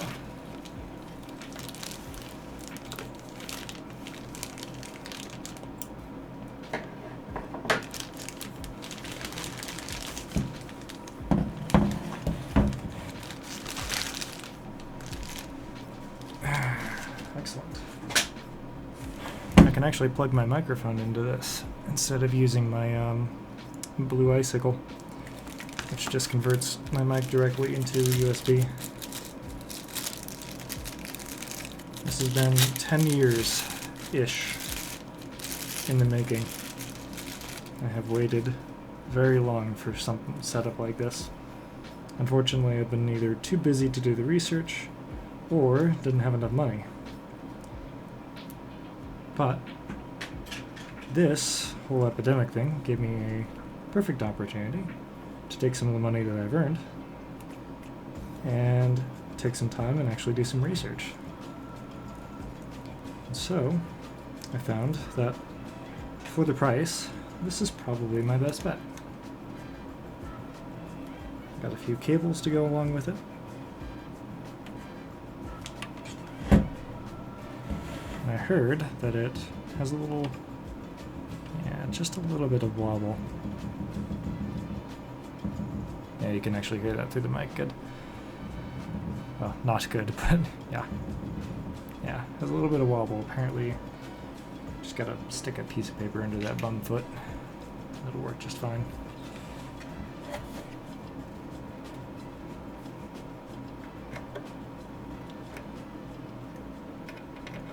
Excuse me while I try and figure out the prongs here. There we are. Is that it? Feels like it. Yeah, that's it. So people were kind of skeptical about plugging and unplugging this thing constantly, so what I did to remedy that was simply get the graded power cord with a 6-foot cord to a switch.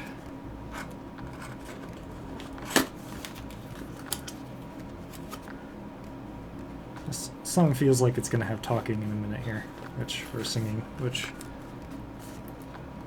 I do not want, but we will find out.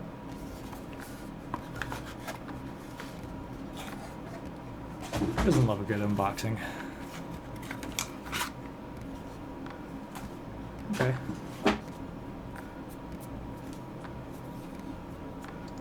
And so power may also be an issue. Yep. Song is kind of cool, but so people were commenting that the the interface here might have some issues with power, in that the ground kind of leaks into the sound. So having a good power supply is a good idea, and I can see maybe why they have those issues. There's no third prong there for the ground. But thankfully for me, I'm actually plugging this in to a UPS, which cleans up the power nicely before it gets delivered to all of the electronics, even if they're not hooked into the battery portion of the power supply.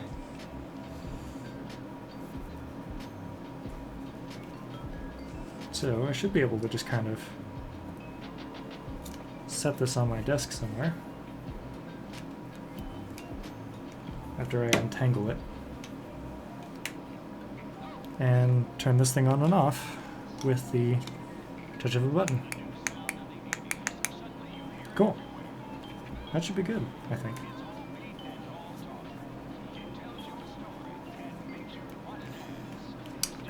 Speaking of singing / talking in these things. Sorry.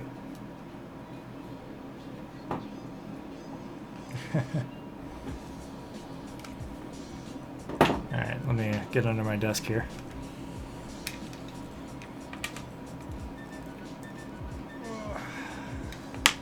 Probably should have fed this out the back of my desk to begin with. Wait a minute. What the heck is this? There's a thing right here. Why does that exist? I've never seen that before. Made in China.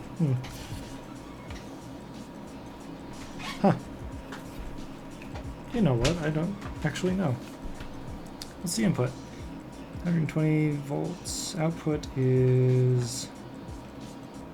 Oh, output 1. Okay, so there's two outputs. Output 1 is... You can actually see that. There we go. So output 1 is 2 times 18.5 volts AC. Huh. And output 2 is 3 volts AC. Why would you want that? I'm very confused. Okay. Sure.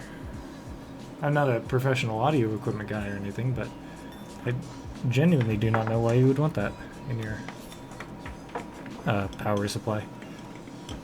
But very strange. Okay. Unfortunately, I still have to wait for some of my cables to come in before I can even, like, hook any of this up, but at the very least I can probably shove this guy back here and, yeah, get him to play nice. Hi, honey. Hi. Are you okay? Yeah, I'm making a video. Oh, okay. What's your video? This is going to be Is it a video of videos? Well, Videoception. We must go deeper. I am filming. You want a Wi-Fi? Hi. Sorry. I'm here. I'm alive. Hi. So this will be a kind of a weekend study with me quarantine edition on my new channel. I see. Yeah, Okay. Well, enjoy your new channel. I will. Okay.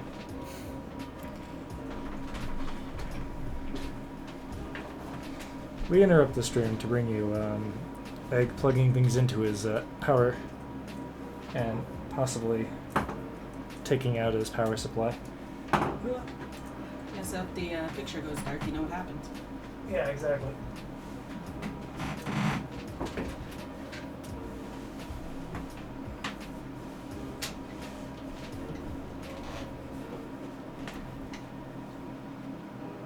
And then you have me and my literal fat butt on your screen right now.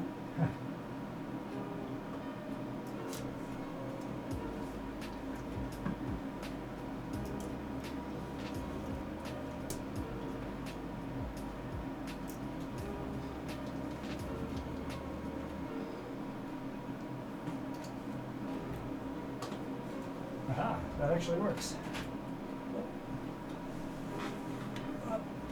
Okay. Let's see what happens if we hit the power switch up here. Hey, look at that.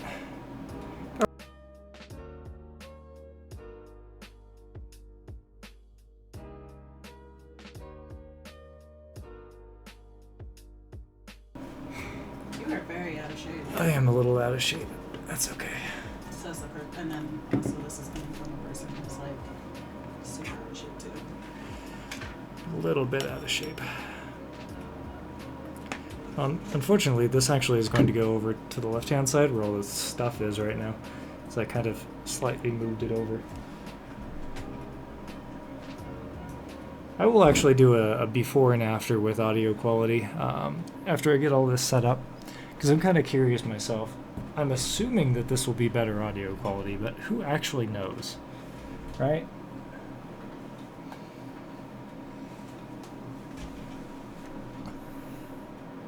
At the very least, it'll be the same, and I can actually have physical dials that I can play with.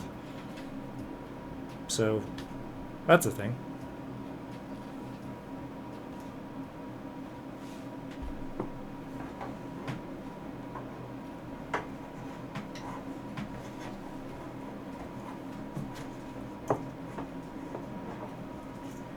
Hey, Chelsea, Yes, dear. would you grab that?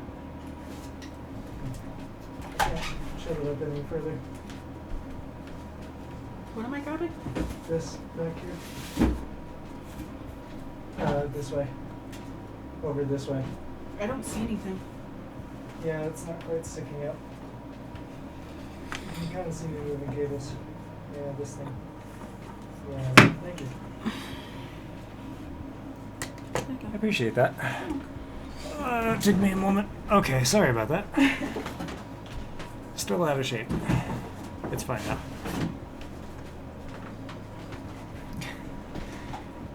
Watch Egg plugging things in live. I'm sure it's super interesting.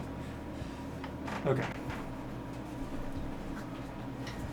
Well, at least now I have a button on my desk. I can actually, it's just a button that sits right here. We just kind of, boop, everything's on. I heard things unplug. What just happened? I don't have anything plugged in to... None of this is plugged in. I'm very confused. Okay.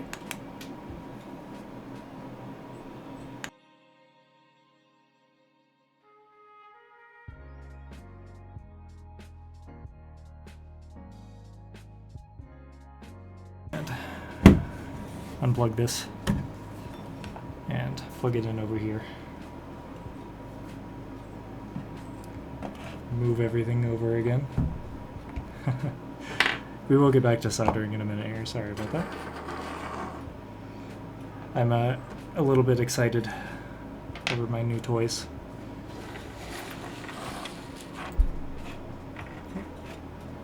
It says bumping his microphone. Sorry about that. Some Arizona sweet tea. This guy sits right there. If only the cable will reach. Yeah, I'm sure it will reach. Just have to feed it back through here very carefully without bumping the microphone. It's fine. Yeah, there we go. Whoop.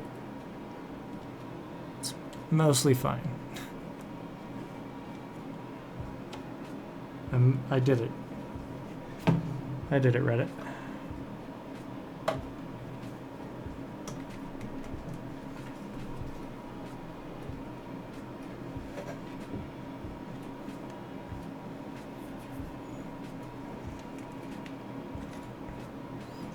Okay.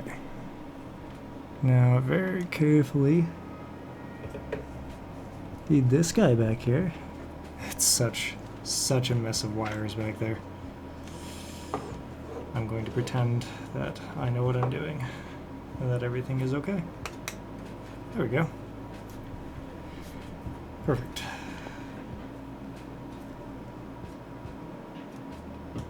It's beautiful.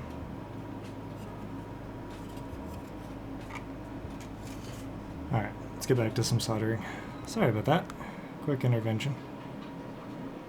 Did you just say intervention? Yes. Or intermission? Intervention. Intermission. Intervention. They are not the same thing. They're totally the same thing. Definitely the same thing.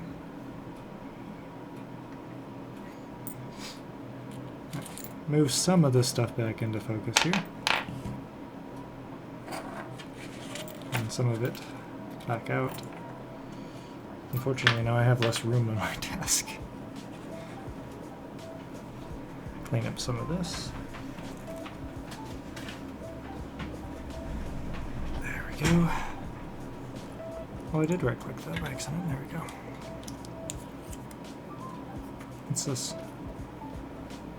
2019.10. Okay. It came in the package here.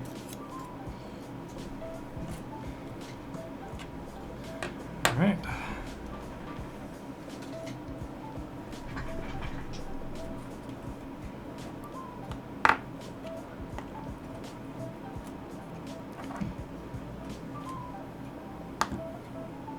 Alright, sorry about that. Get some of this stuff back on screen. There we go. Hopefully that's all in focus for you. You can actually see what's going on. Should be able to hear me clearly. Everything back in order? Yes, I believe so. Excellent.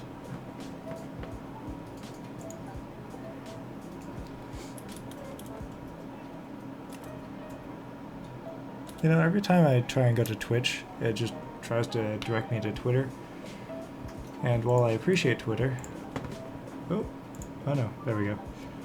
While I appreciate Twitter, that's not where I want to go 90% of the time. I don't actually spend a lot of my time on Twitter.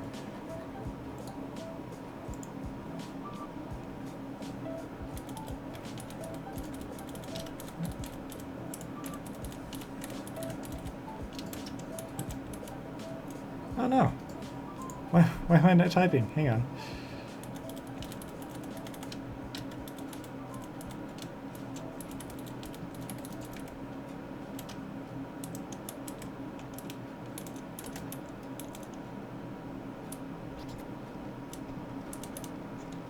He says, trying to actually type.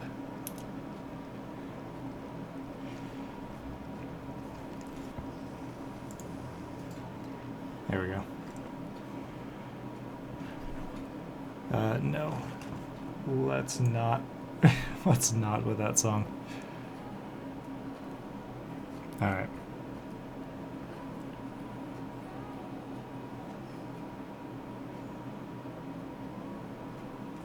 Sure, why not?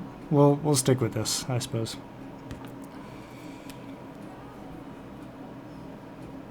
The range should be above my own. Alright. Back to tinning pads.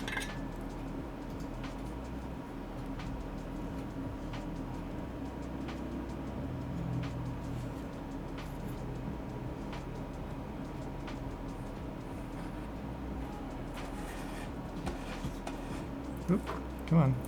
There we go.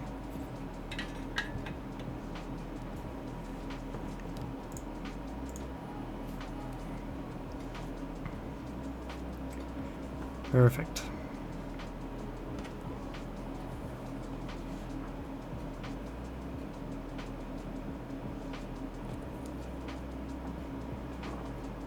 Clean off my tools here real fast.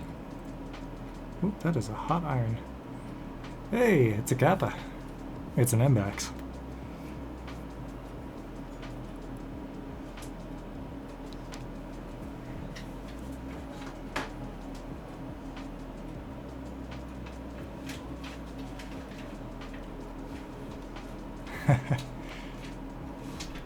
It's another Kappa.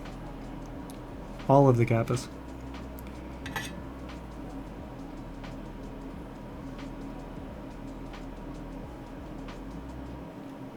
The Kappa crew has come. How is the Kappa crew today?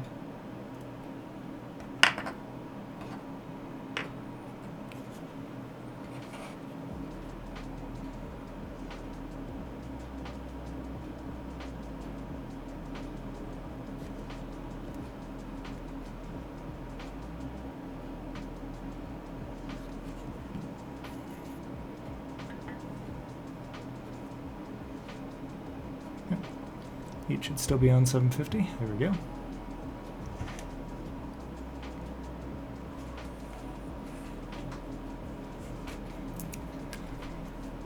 you like resistors? So we have lots of resistors. -1. I may have slightly misplaced one at some point.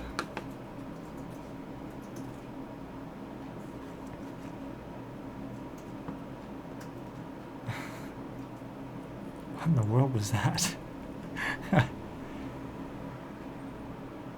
Authentic Amtech Flux. I don't know.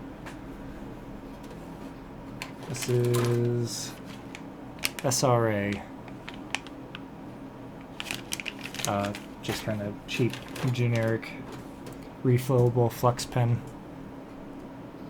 Which, yeah, I'm okay with.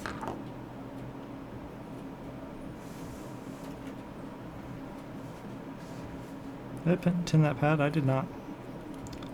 Oh. Already fell out. That's okay, I can tin the pad now.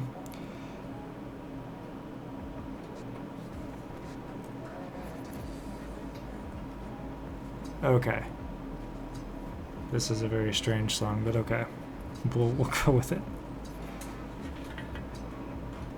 Sure.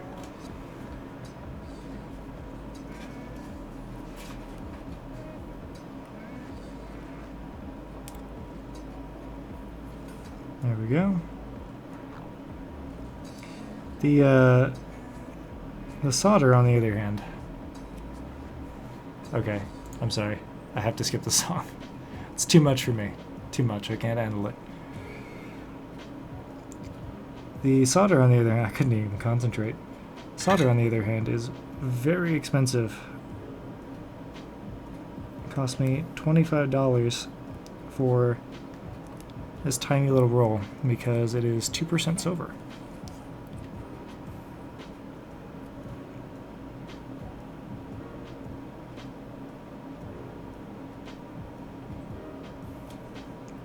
You know what I've discovered today?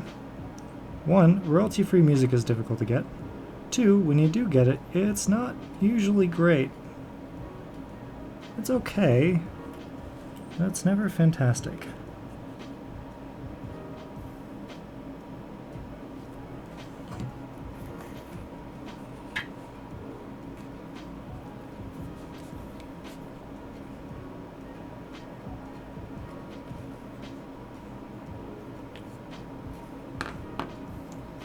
Alright, little flux, little pad tinning, tiny little resistor, little boy, he's a little boy. Is this board going to fight vampires? You know, I'm not entirely sure, but if it does, then I should probably find that other resistor that flew off.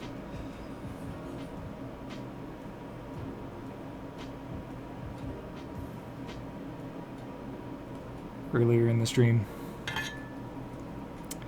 Why the silver? So 2% silver, 1, makes it more shiny, which everybody always loves, but 2, more importantly, makes it more conductive. Silver is a very good conductor.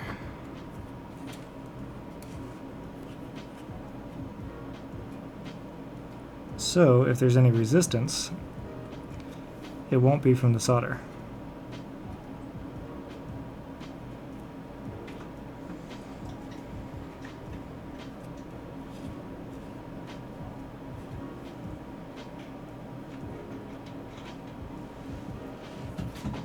But yes, it does also mean it's very expensive. Again, $25 for this tiny little roll. Whereas normal solder, just lead-based solder, is like $5-6. Not cheap, but extremely good quality. That tip comes from Voltar, who has a YouTube channel. Hasn't uploaded to it for quite some time, unfortunately, but he has a YouTube channel where he fixes old boards from PlayStation 1s and old gaming consoles. He tears down boards, repairs them, and modifies them, and sometimes gets sent boards that other people have modified, like cheap, like Chinese modifications. And he tears those apart and re-modifies them using better quality gear. So a lot of those modifications that he tears down are things like hot glued components and things. So he tears them down and does them properly. But I learned a lot of soldering techniques watching his channel. And a lot more soldering techniques watching Big Clive.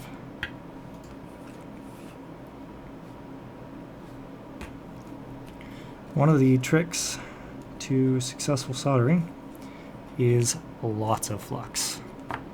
Like, overdo the flux. Because flux is cheap, and redoing solder joints is difficult and expensive.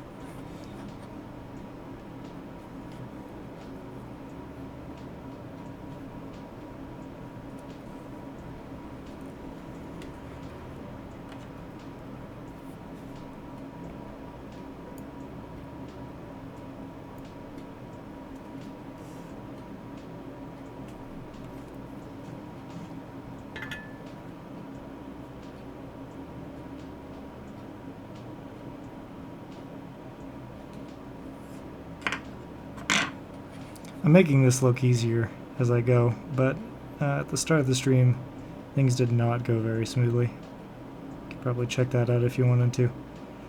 But I wound up resoldering 3 components that I just soldered on because I soldered them on into the incorrect places or backwards. And one flew off into the atmosphere, and I still have no idea where it ran off to, so I'll have to find that at some point, because otherwise I'm going to run out of resistors, I think.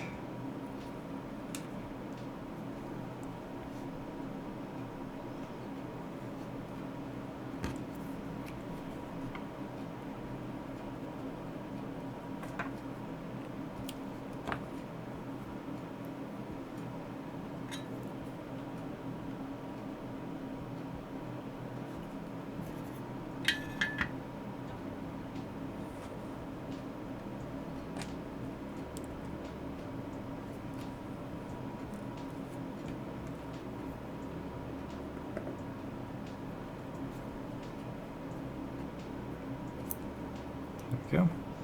Occasionally you need to wipe these things off because otherwise they get sticky with flux.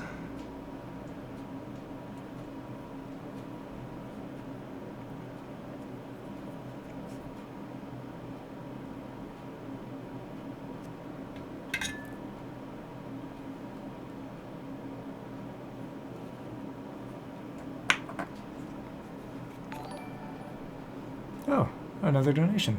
Thank you so much, kind stranger. So I wasn't actually expecting any donations this stream, and I sincerely apologize. I didn't set anything up for that, because I wasn't expecting donations or anything. So I have no idea who donated, but thank you, I appreciate it. If it was you, let me know in chat. Sorry about that. I'll have that set up next stream.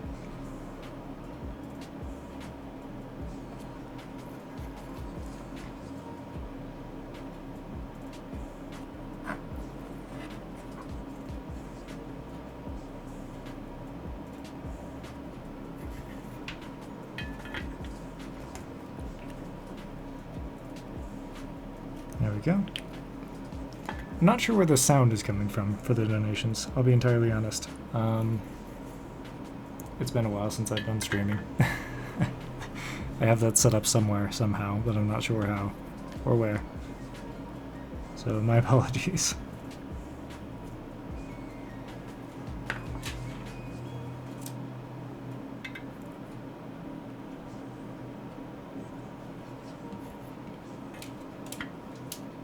Just kind of it was slightly a spur of the moment kind of thing. I thought about it last night before I went to bed, and I was like, you know what, I'll do some soldering on stream tomorrow. And here we are.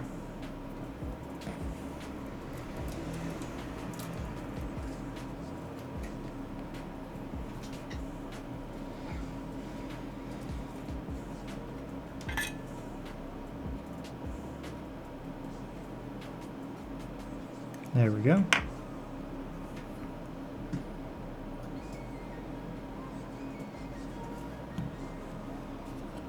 There we go, perfect.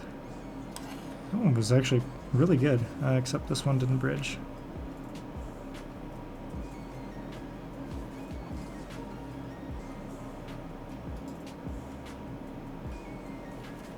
There.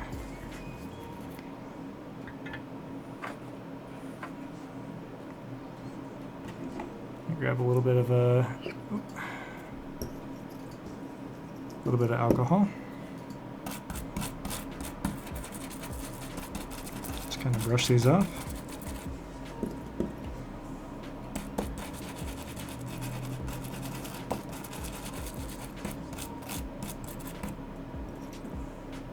And that should be good. Seems to be some flux up here. My finger keeps sticking to it. Brush that off too.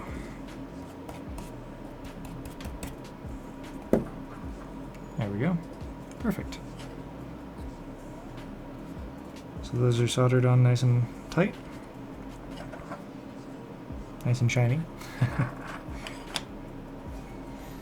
Everyone keeps saying like a shiny solder joint is how you know quality, but generally speaking, the shininess of the solder joint doesn't actually matter.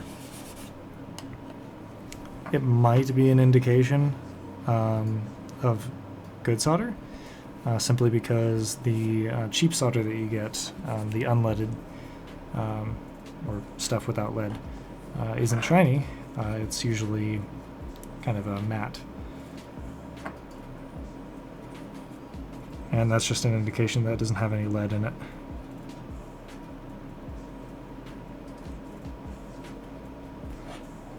But that doesn't necessarily mean the solder joint was bad. It's an indication of maybe using good versus bad solder. That's all.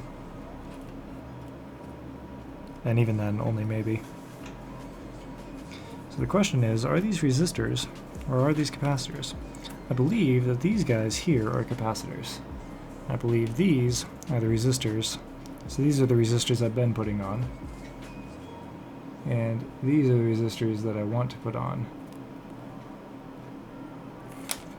So I'm going to try my hand at one of these, but I can't make any promises because, oh boy, these are small.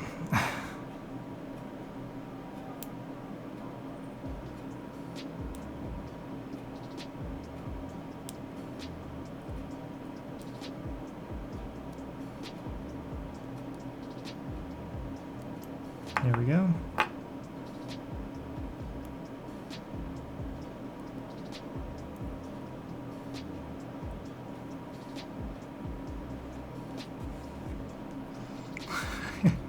Like, look at that size.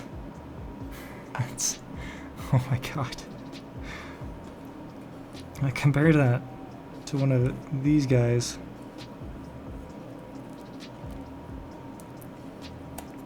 Like, these were tiny, and these are massive compared to these. Oh my god, how am I gonna solder this? Very carefully, that's how. Oh no, I flipped it over. I will never be able to flip it over again. Let's get rid of all that flux on the tips of these. I can pick things up without needing to stick to them. Okay, there we go. Yeah, okay, so same technique. Mom, get the microscope, I know. So same technique as last time. You flux up the solder pads. We tin one of the pads. And now, we put that guy on it. Oh my god. It's adorable. I'm gonna try and move that up a little bit closer so you can actually see it. And gently touch that pad. I think that's soldered to it. And now we do the other one.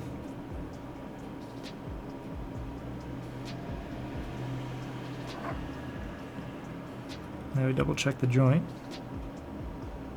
Oh, okay, so it wasn't actually fully soldered. So retouch that. And even probably reflow some solder onto it. There we go. Oh my god, it's so tiny. That's what she said. That was bad, I'm sorry. But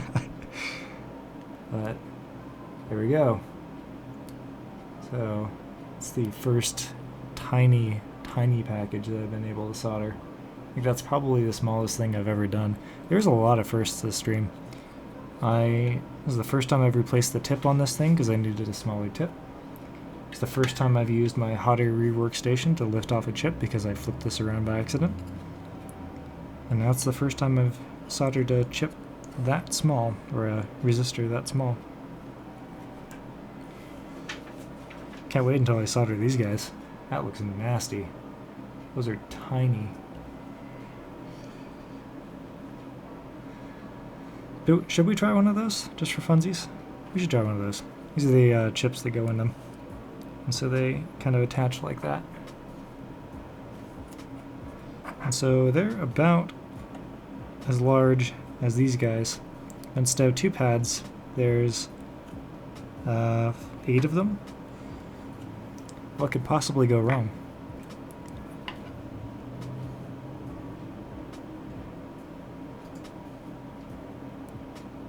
I'm sure this will be perfect in every way, and that nothing will go wrong. Apparently they're resistors. They're labeled resistors here at least. R51, R45. I'm not sure how in the world these are resistors. Like, how are these supposed to be resistive? But okay. I mean, I'm sure they're resistive because everything is. But, I mean, what are they? Who knows? I'm just soldering random chips to a board at this point. Who actually knows what it does, or if it even works? So these are oh, I'm sorry. These are D223s. If you ever want to look these up, I'm not sure if you would ever want to do that. But if you do, there you go.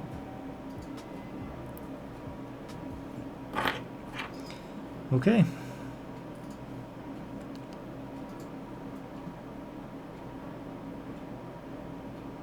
Yeah, okay, well, I'm gonna have fun with this one. Okay, so same as before. Are these polarized or no? Let me get out my reading glasses here. The answer is no, I don't believe these are polarized. So it shouldn't matter which way I flip these. In theory, there's no markings on the board either to tell me in the silk screen where these are supposed to go. So I'm just gonna kind of put them down and hope that that works. All right, tin the world's tiniest pad.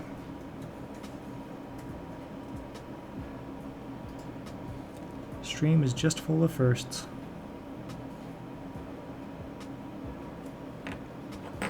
Okay.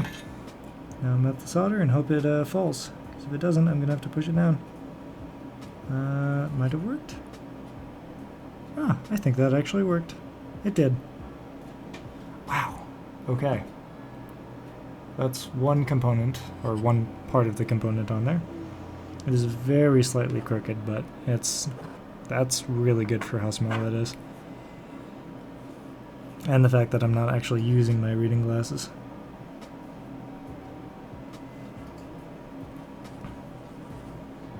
So I showed this earlier in the stream, but another trick from Voltar that I've learned is just to kind of make a mess of everything here and not to worry about it too much.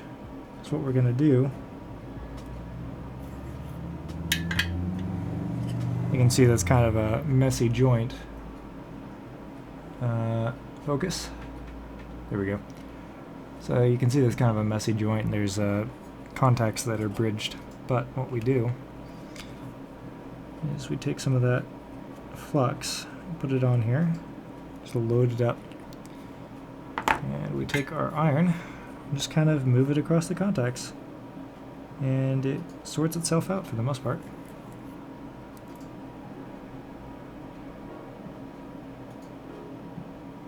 There we go. That's a perfectly done side. Now for the other side. There we go. And now that's, he says, trying to move it closer to the camera and completely failing. And that is a lot better. There's a one bridge contact up there, I see.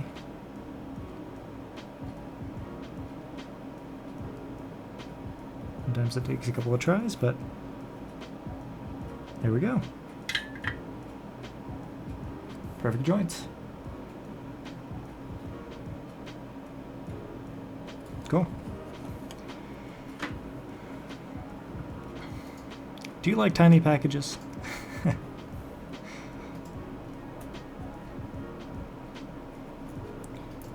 Oh, okay, I see.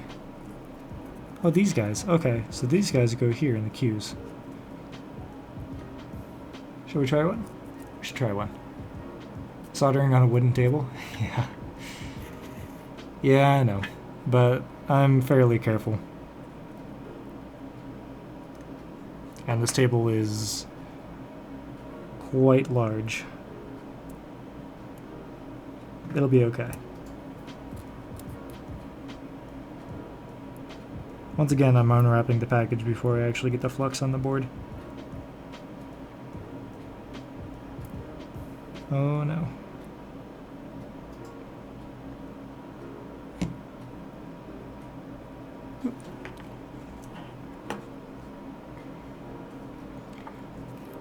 There we go. Okay, so same technique as before. I'm going to take the world's smallest flux, or the world's, sorry, the world's smallest solder, or solder, depending on who you are, and just tin that pad up there.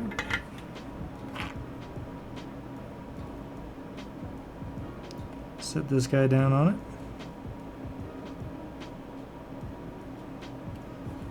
And there we go.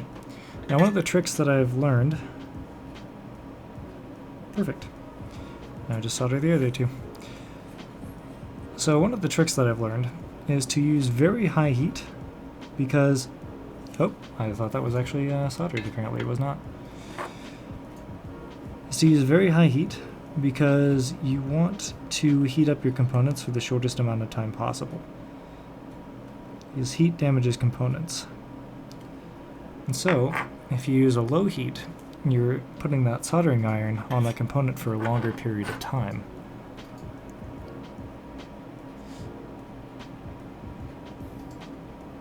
But if you use a high heat, then you're only putting it on there for a couple of seconds. Sure, it's higher heat, but it's a much shorter time, which means you don't risk damaging your component.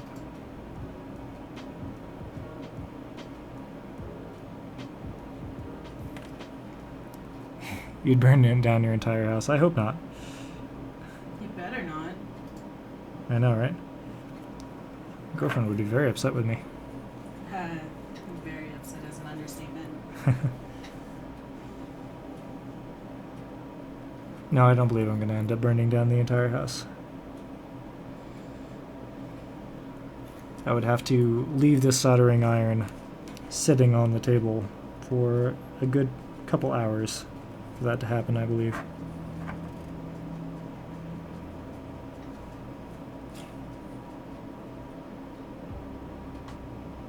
There we go. Let's clean up the edges. Gotta sterilize it with heat, I know, right? Sterilize everything with 750 degree heat. So I have this this iron turned up to 750 degrees Fahrenheit. Most people, when they solder, they will recommend using 400, 500 degree heat, or as low as you can get. But yes, two reasons that I use the 500 or the 750 degree heat is one, because of the heat problem, where you want to keep it on the component for a short amount of time as possible. And 2, because this particular... oh, hey. Yeah, sorry about the donations not appearing. I wasn't actually anticipating anybody giving donations this stream. So I'm really sorry about that. If that was you, let me know in chat. So yeah, another reason is because this particular solder, again, has that silver in it, which melts at a much higher temperature. So I'm going to have to bump up the heat in order to melt it in anyway.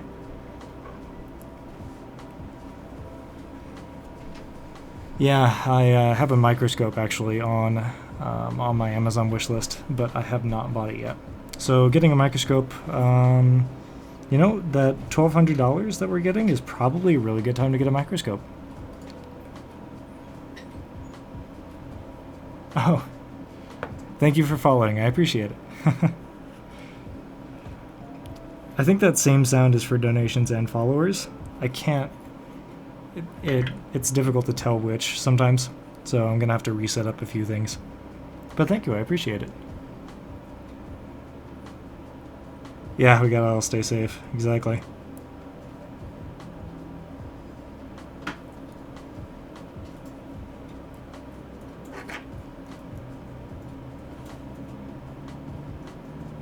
But the whole low heat, high heat debate has been a thing for a long time.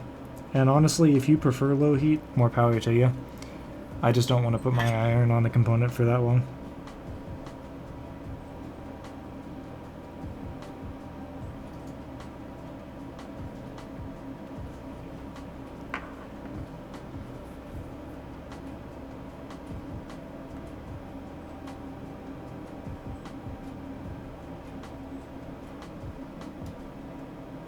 There we go. The board. So, the board is actually just a practice board. I don't believe this does anything. I do have another practice board that comes from SparkFun that is SMB soldering practice, but it actually has LEDs that light up on it. So that'll be really cool to play with, but I'm playing with this one right now. I don't believe any of these are actually hooked up to each other. I don't believe that this board actually does anything when you finish it. So it's really good for practice because if I lose a component, like I just did earlier on stream today, then it's not a huge deal. Whereas the other practice board, if I lose a component, then the whole board doesn't work.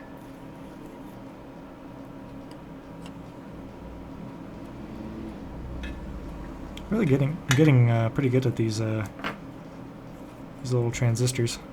I think they're transistors. I'm not actually sure.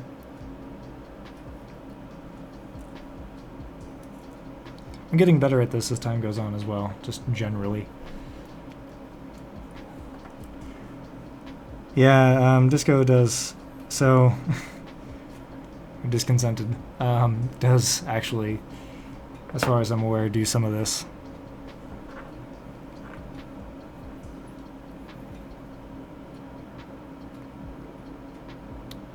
So the hardware that I have for this, this training stuff, I got all of my stuff that I have now on Amazon. This training board thing probably was $3 or $4. The SparkFun one is like $6 or $7. Soldering a new board to benchmark against past mark. Yes, exactly.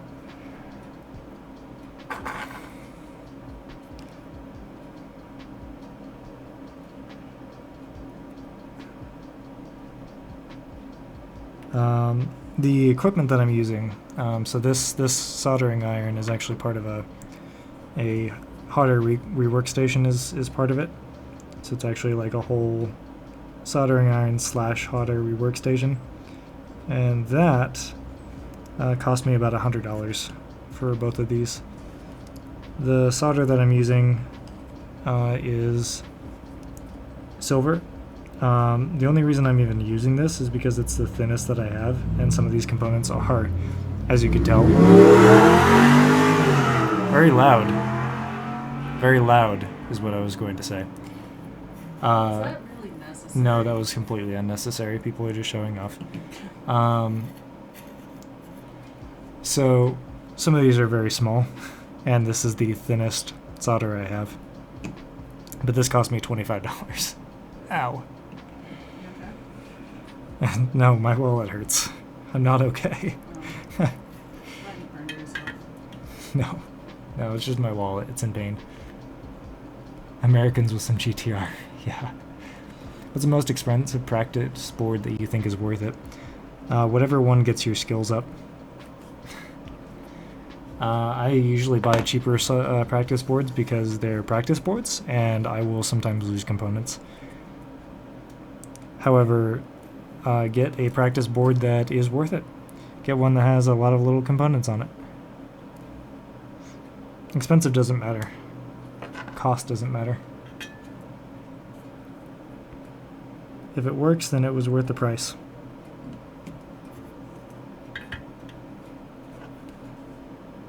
Whatever that price was.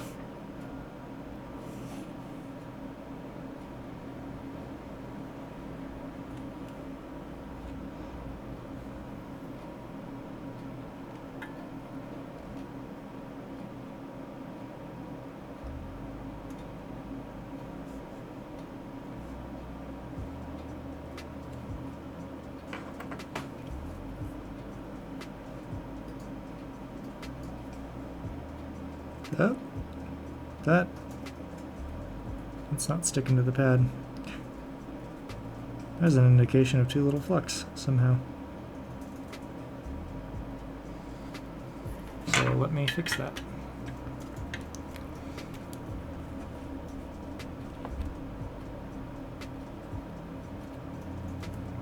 There we go.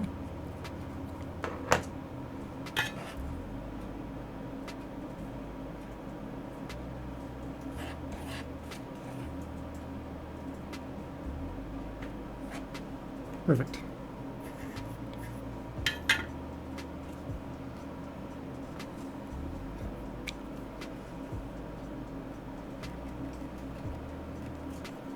There. Now let's see too little flux. Turn that pad.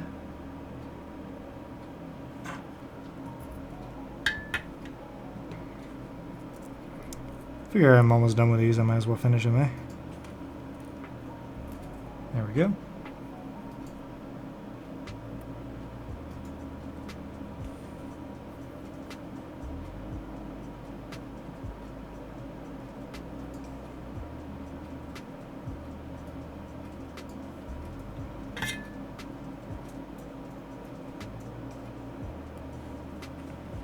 Perfect.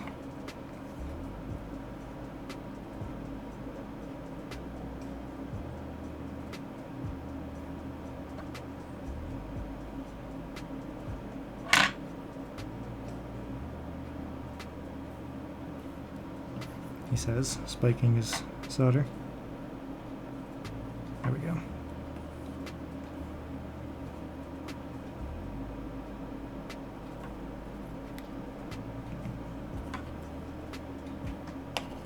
Could use a little bit more solder on it.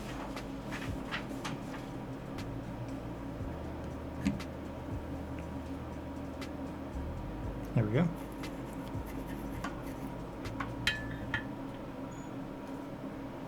Alright, one more little Q6 here. And then at least the Qs are done.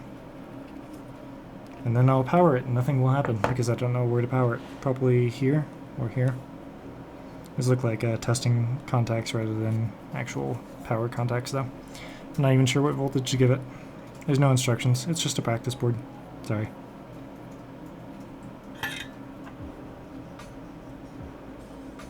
But what else am I going to do with it once I'm done, right? I'll feed it 2 volts somewhere and see if it explodes.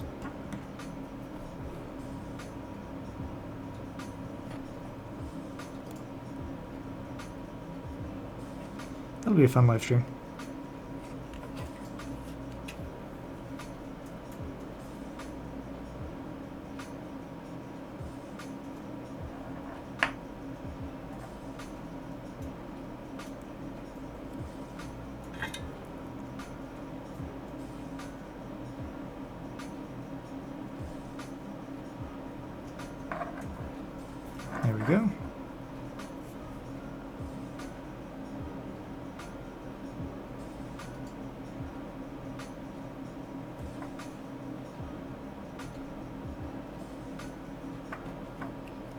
actually stick to the pad? I don't think that's stuck to the pad.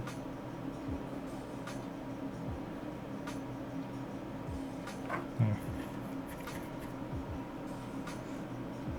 There we go. Clean that up a little bit. Get some more alcohol in this dish.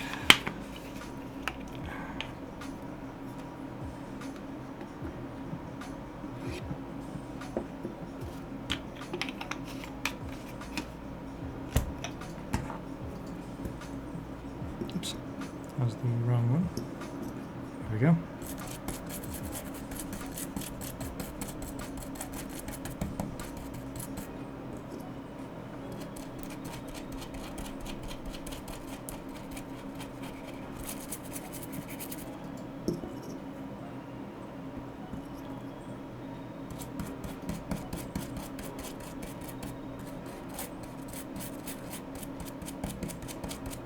Perfect.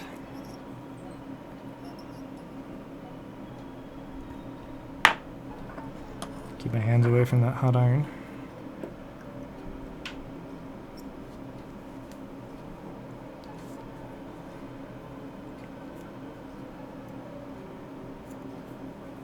There we go. At least these are done.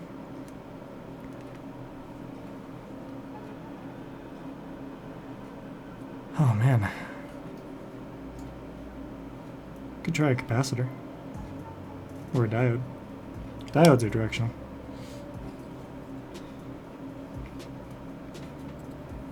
Looks like the direction goes this way.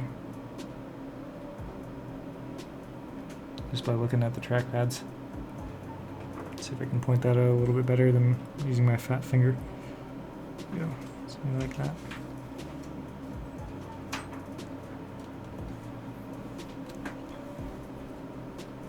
So in that case, these diodes, the black stripe there, well, you can see that past the, blinding glare. There we go. It'll be a little easier for you to see. That black stripe at the top is the ground. And so the ground, the electricity is going to go from hot to ground to hot to ground to hot to ground to hot to ground, hot ground, hot ground. So I'm going to have to flip these each as it goes along.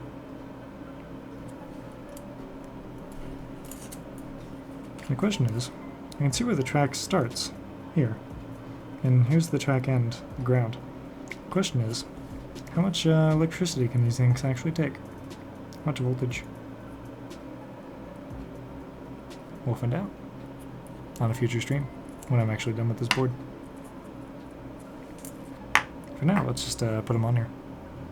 It'll be interesting to watch.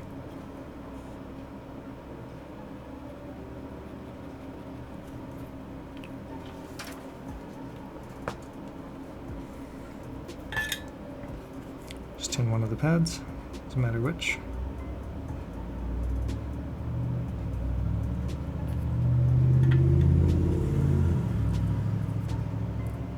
Or big trucks.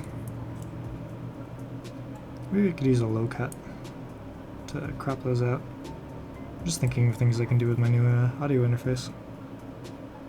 Problem is, if I crop those out, I crop myself out too. I would actually prefer to boost the lows.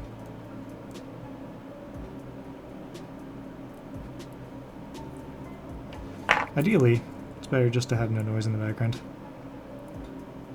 But that's never going to happen.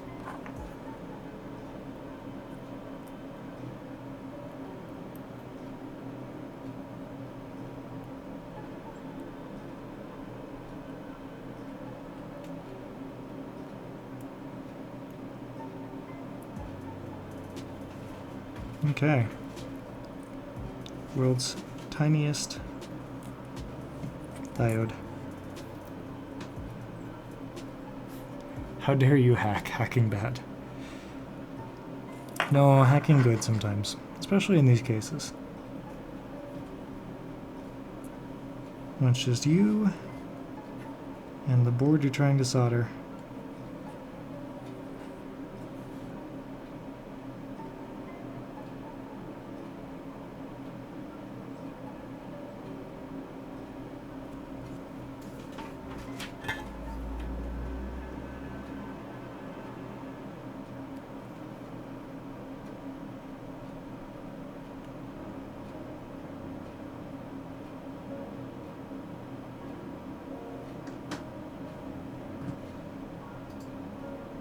Okay, these diodes are really difficult to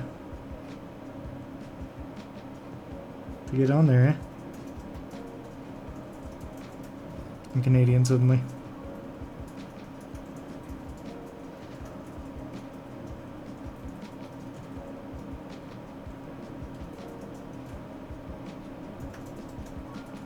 Boy, these things barely fit. How are you supposed to solder that bad? We'll find out. I joined the stream way late. You did, but that's okay.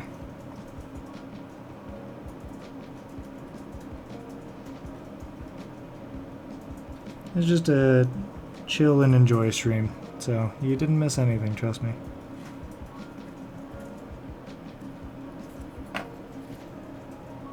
Wow, that actually worked. Managed to solder that on there. Not bad. Not bad at all, alright. I'm getting better at this.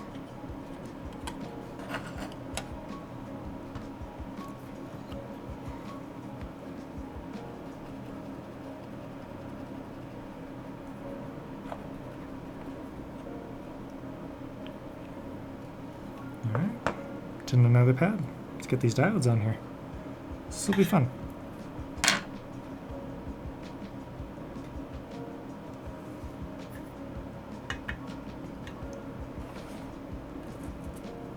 Yeah. This is really neat. It's fun to do, sort of. It's fun to do in an odd sort of way. It's kind of satisfying. It's oddly satisfying, maybe. Perhaps.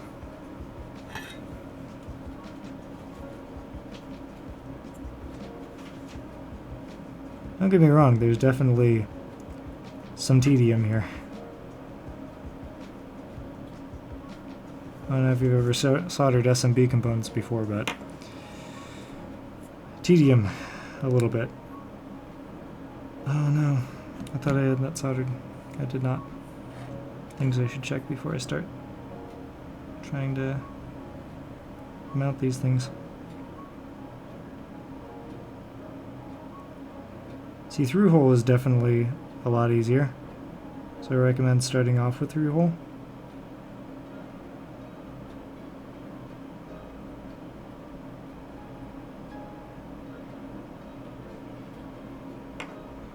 But SMB is, when it's done correctly, is really satisfying to do and watch. So I'm hoping I'm doing it somewhat correctly, at least, you know? Because then at least it's somewhat neat to watch.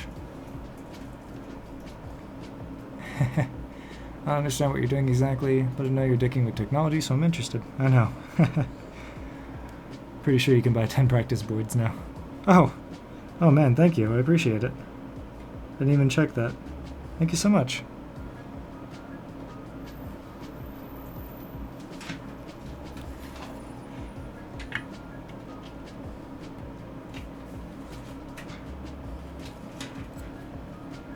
I get tons of soldering practice in, which is good because I'm planning on using some of these skills in a upcoming project for a radio telescope.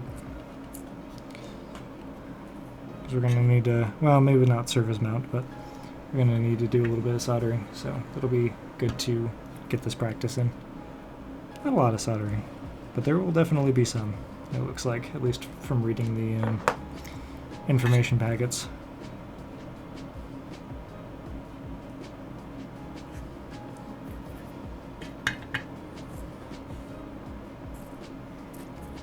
But basically I'm just doing soldering practice, if you wanted to know.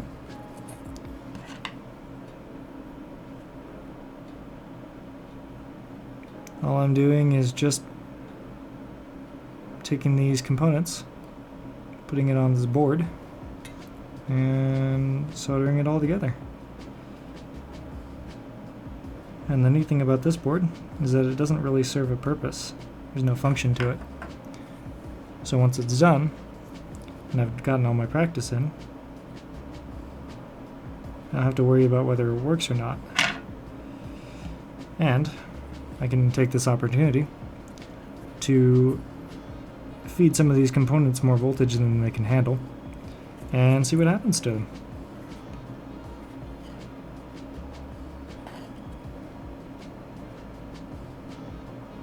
Mostly explosions, but it'll be fun.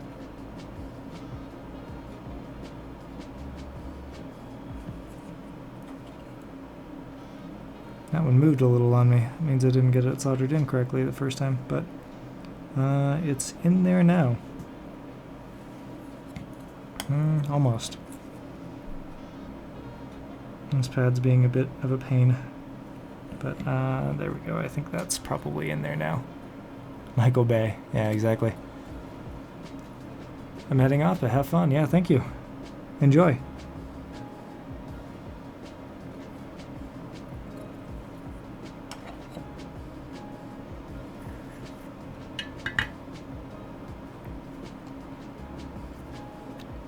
It'll be kind of mini Michael Bay. Nothing big explodey will happen, but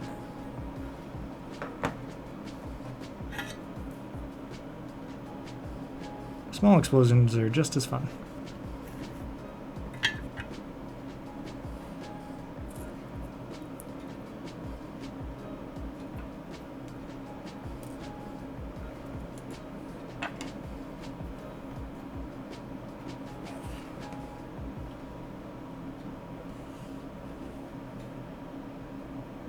You can tell I'm right-handed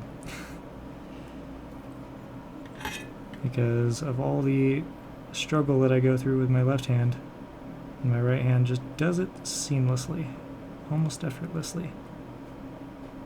Almost effortlessly. Not quite. Effortlessly. I can our English sometimes.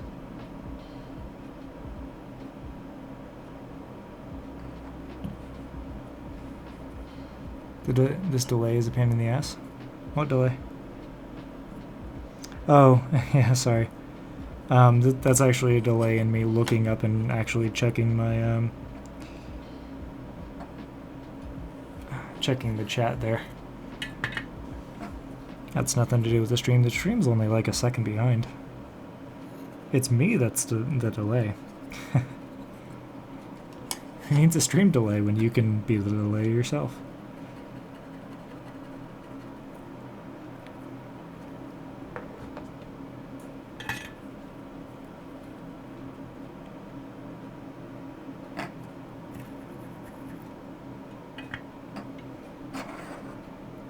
But I should really have like a little chat scrolling by, like over on the side or something here where you can't see it.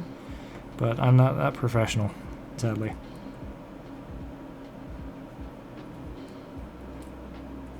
Things that I think of after I start streaming, so I'll keep that in mind for the future.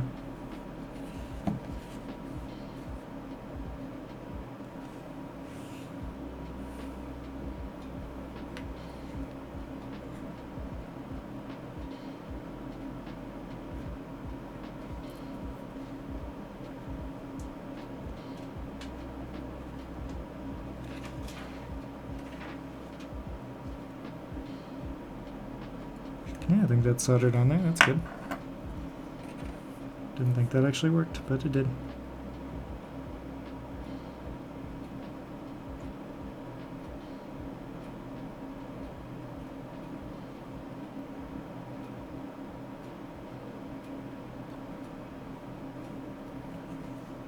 It's gonna burn my hand, it's fine. Wait, it moved. Means I didn't solder the other side on somehow.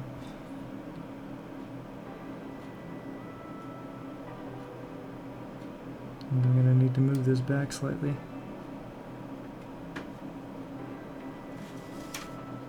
And retouch up this guy.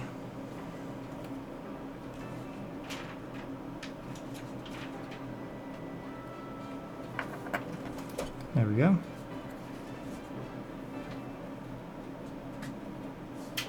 Boy, that is just about on there, isn't it? That guy too. Got flow some fresh solder on there.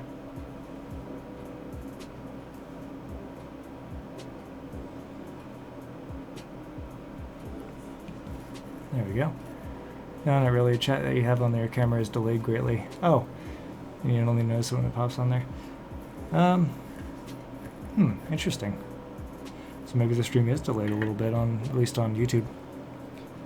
I did a quick check on Twitch and it was only like a second behind, but YouTube could be a little bit slower to process things. It's entirely possible.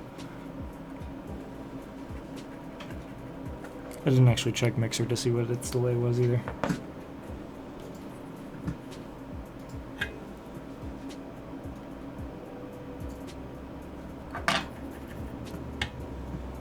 Alright, get that last diode in here.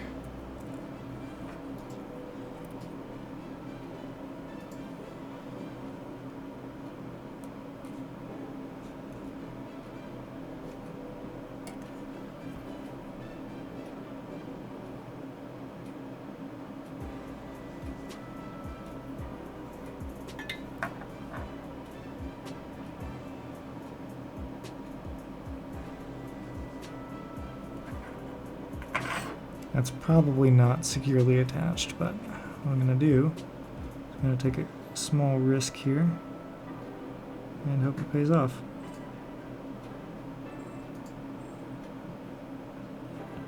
I think that did.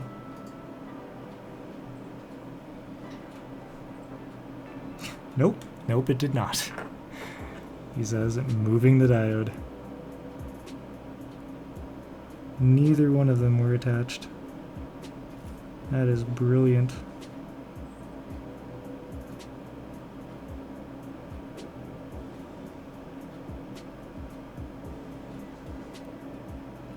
Now it's going to be fun actually getting these reattached, because when you do something like that and you tin both pads, then what ends up happening is you end up running up against the other pad and that mountain of solder that you put on it, so you can't really move it very far.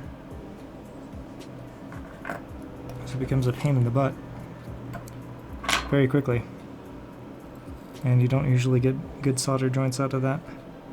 In this particular case I managed to get it at the last second, but that was not fun to do. That's why you tin one pad and not both.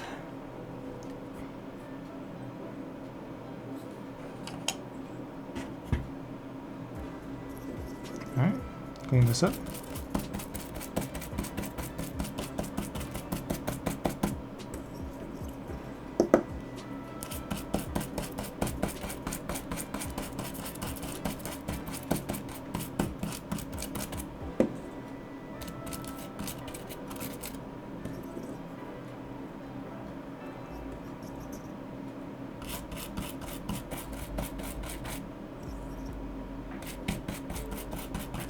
There we go.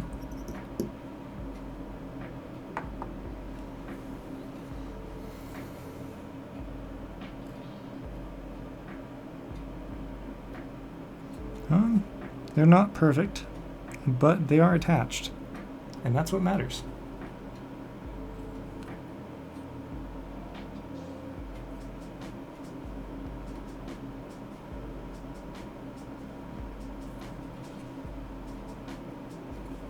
Cool.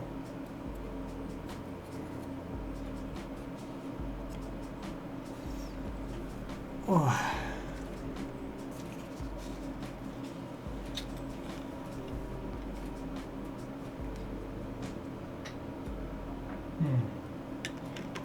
Alrighty. Been streaming for almost 3 hours today, so I think I'm gonna call it here at those diodes. Very shiny. Much shine. Very bored. And then I shall play with my interface and get good audio quality set up on this thing. That'll be awesome. Sit here for another couple minutes and clean up some things while I do a little bit more chatting.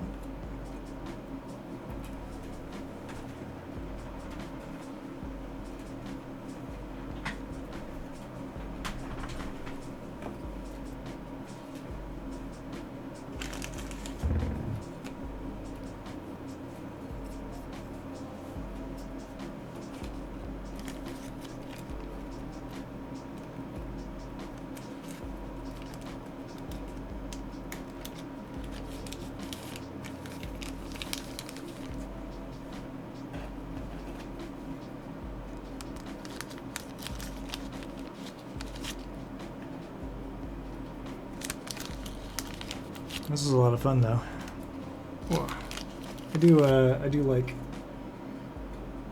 doing some soldering on occasion just to keep those skills sharp. Go ahead and turn off the soldering iron and tin that tip.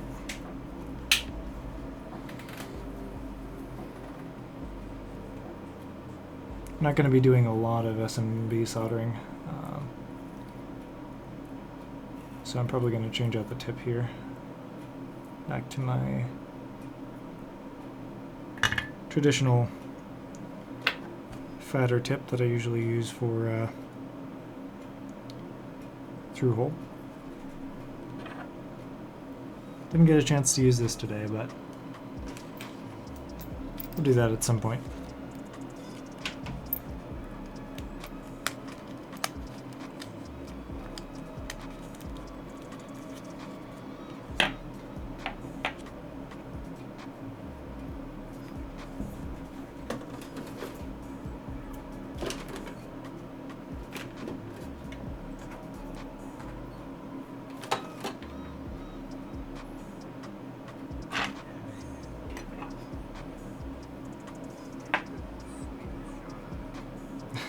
Okay. Wow.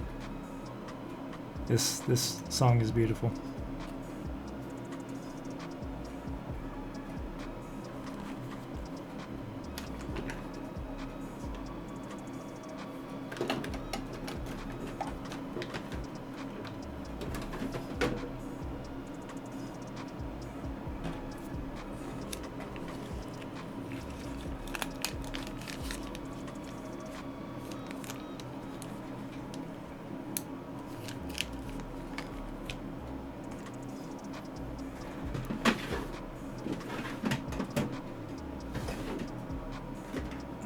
Go. Let's see, all this got copyright claimed because one of these wasn't royalty free or something. That'll be a fun day.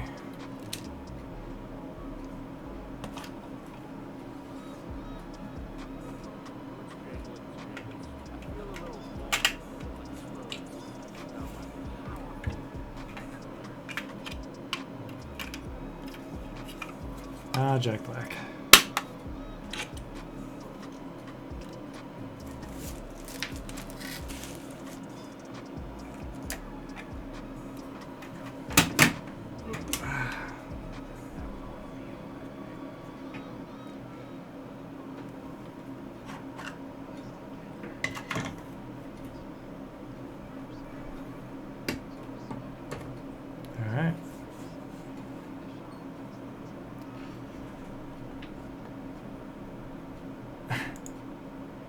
Y'all enjoy. Don't have too much fun. Hit the pause button a little bit too late there, sorry.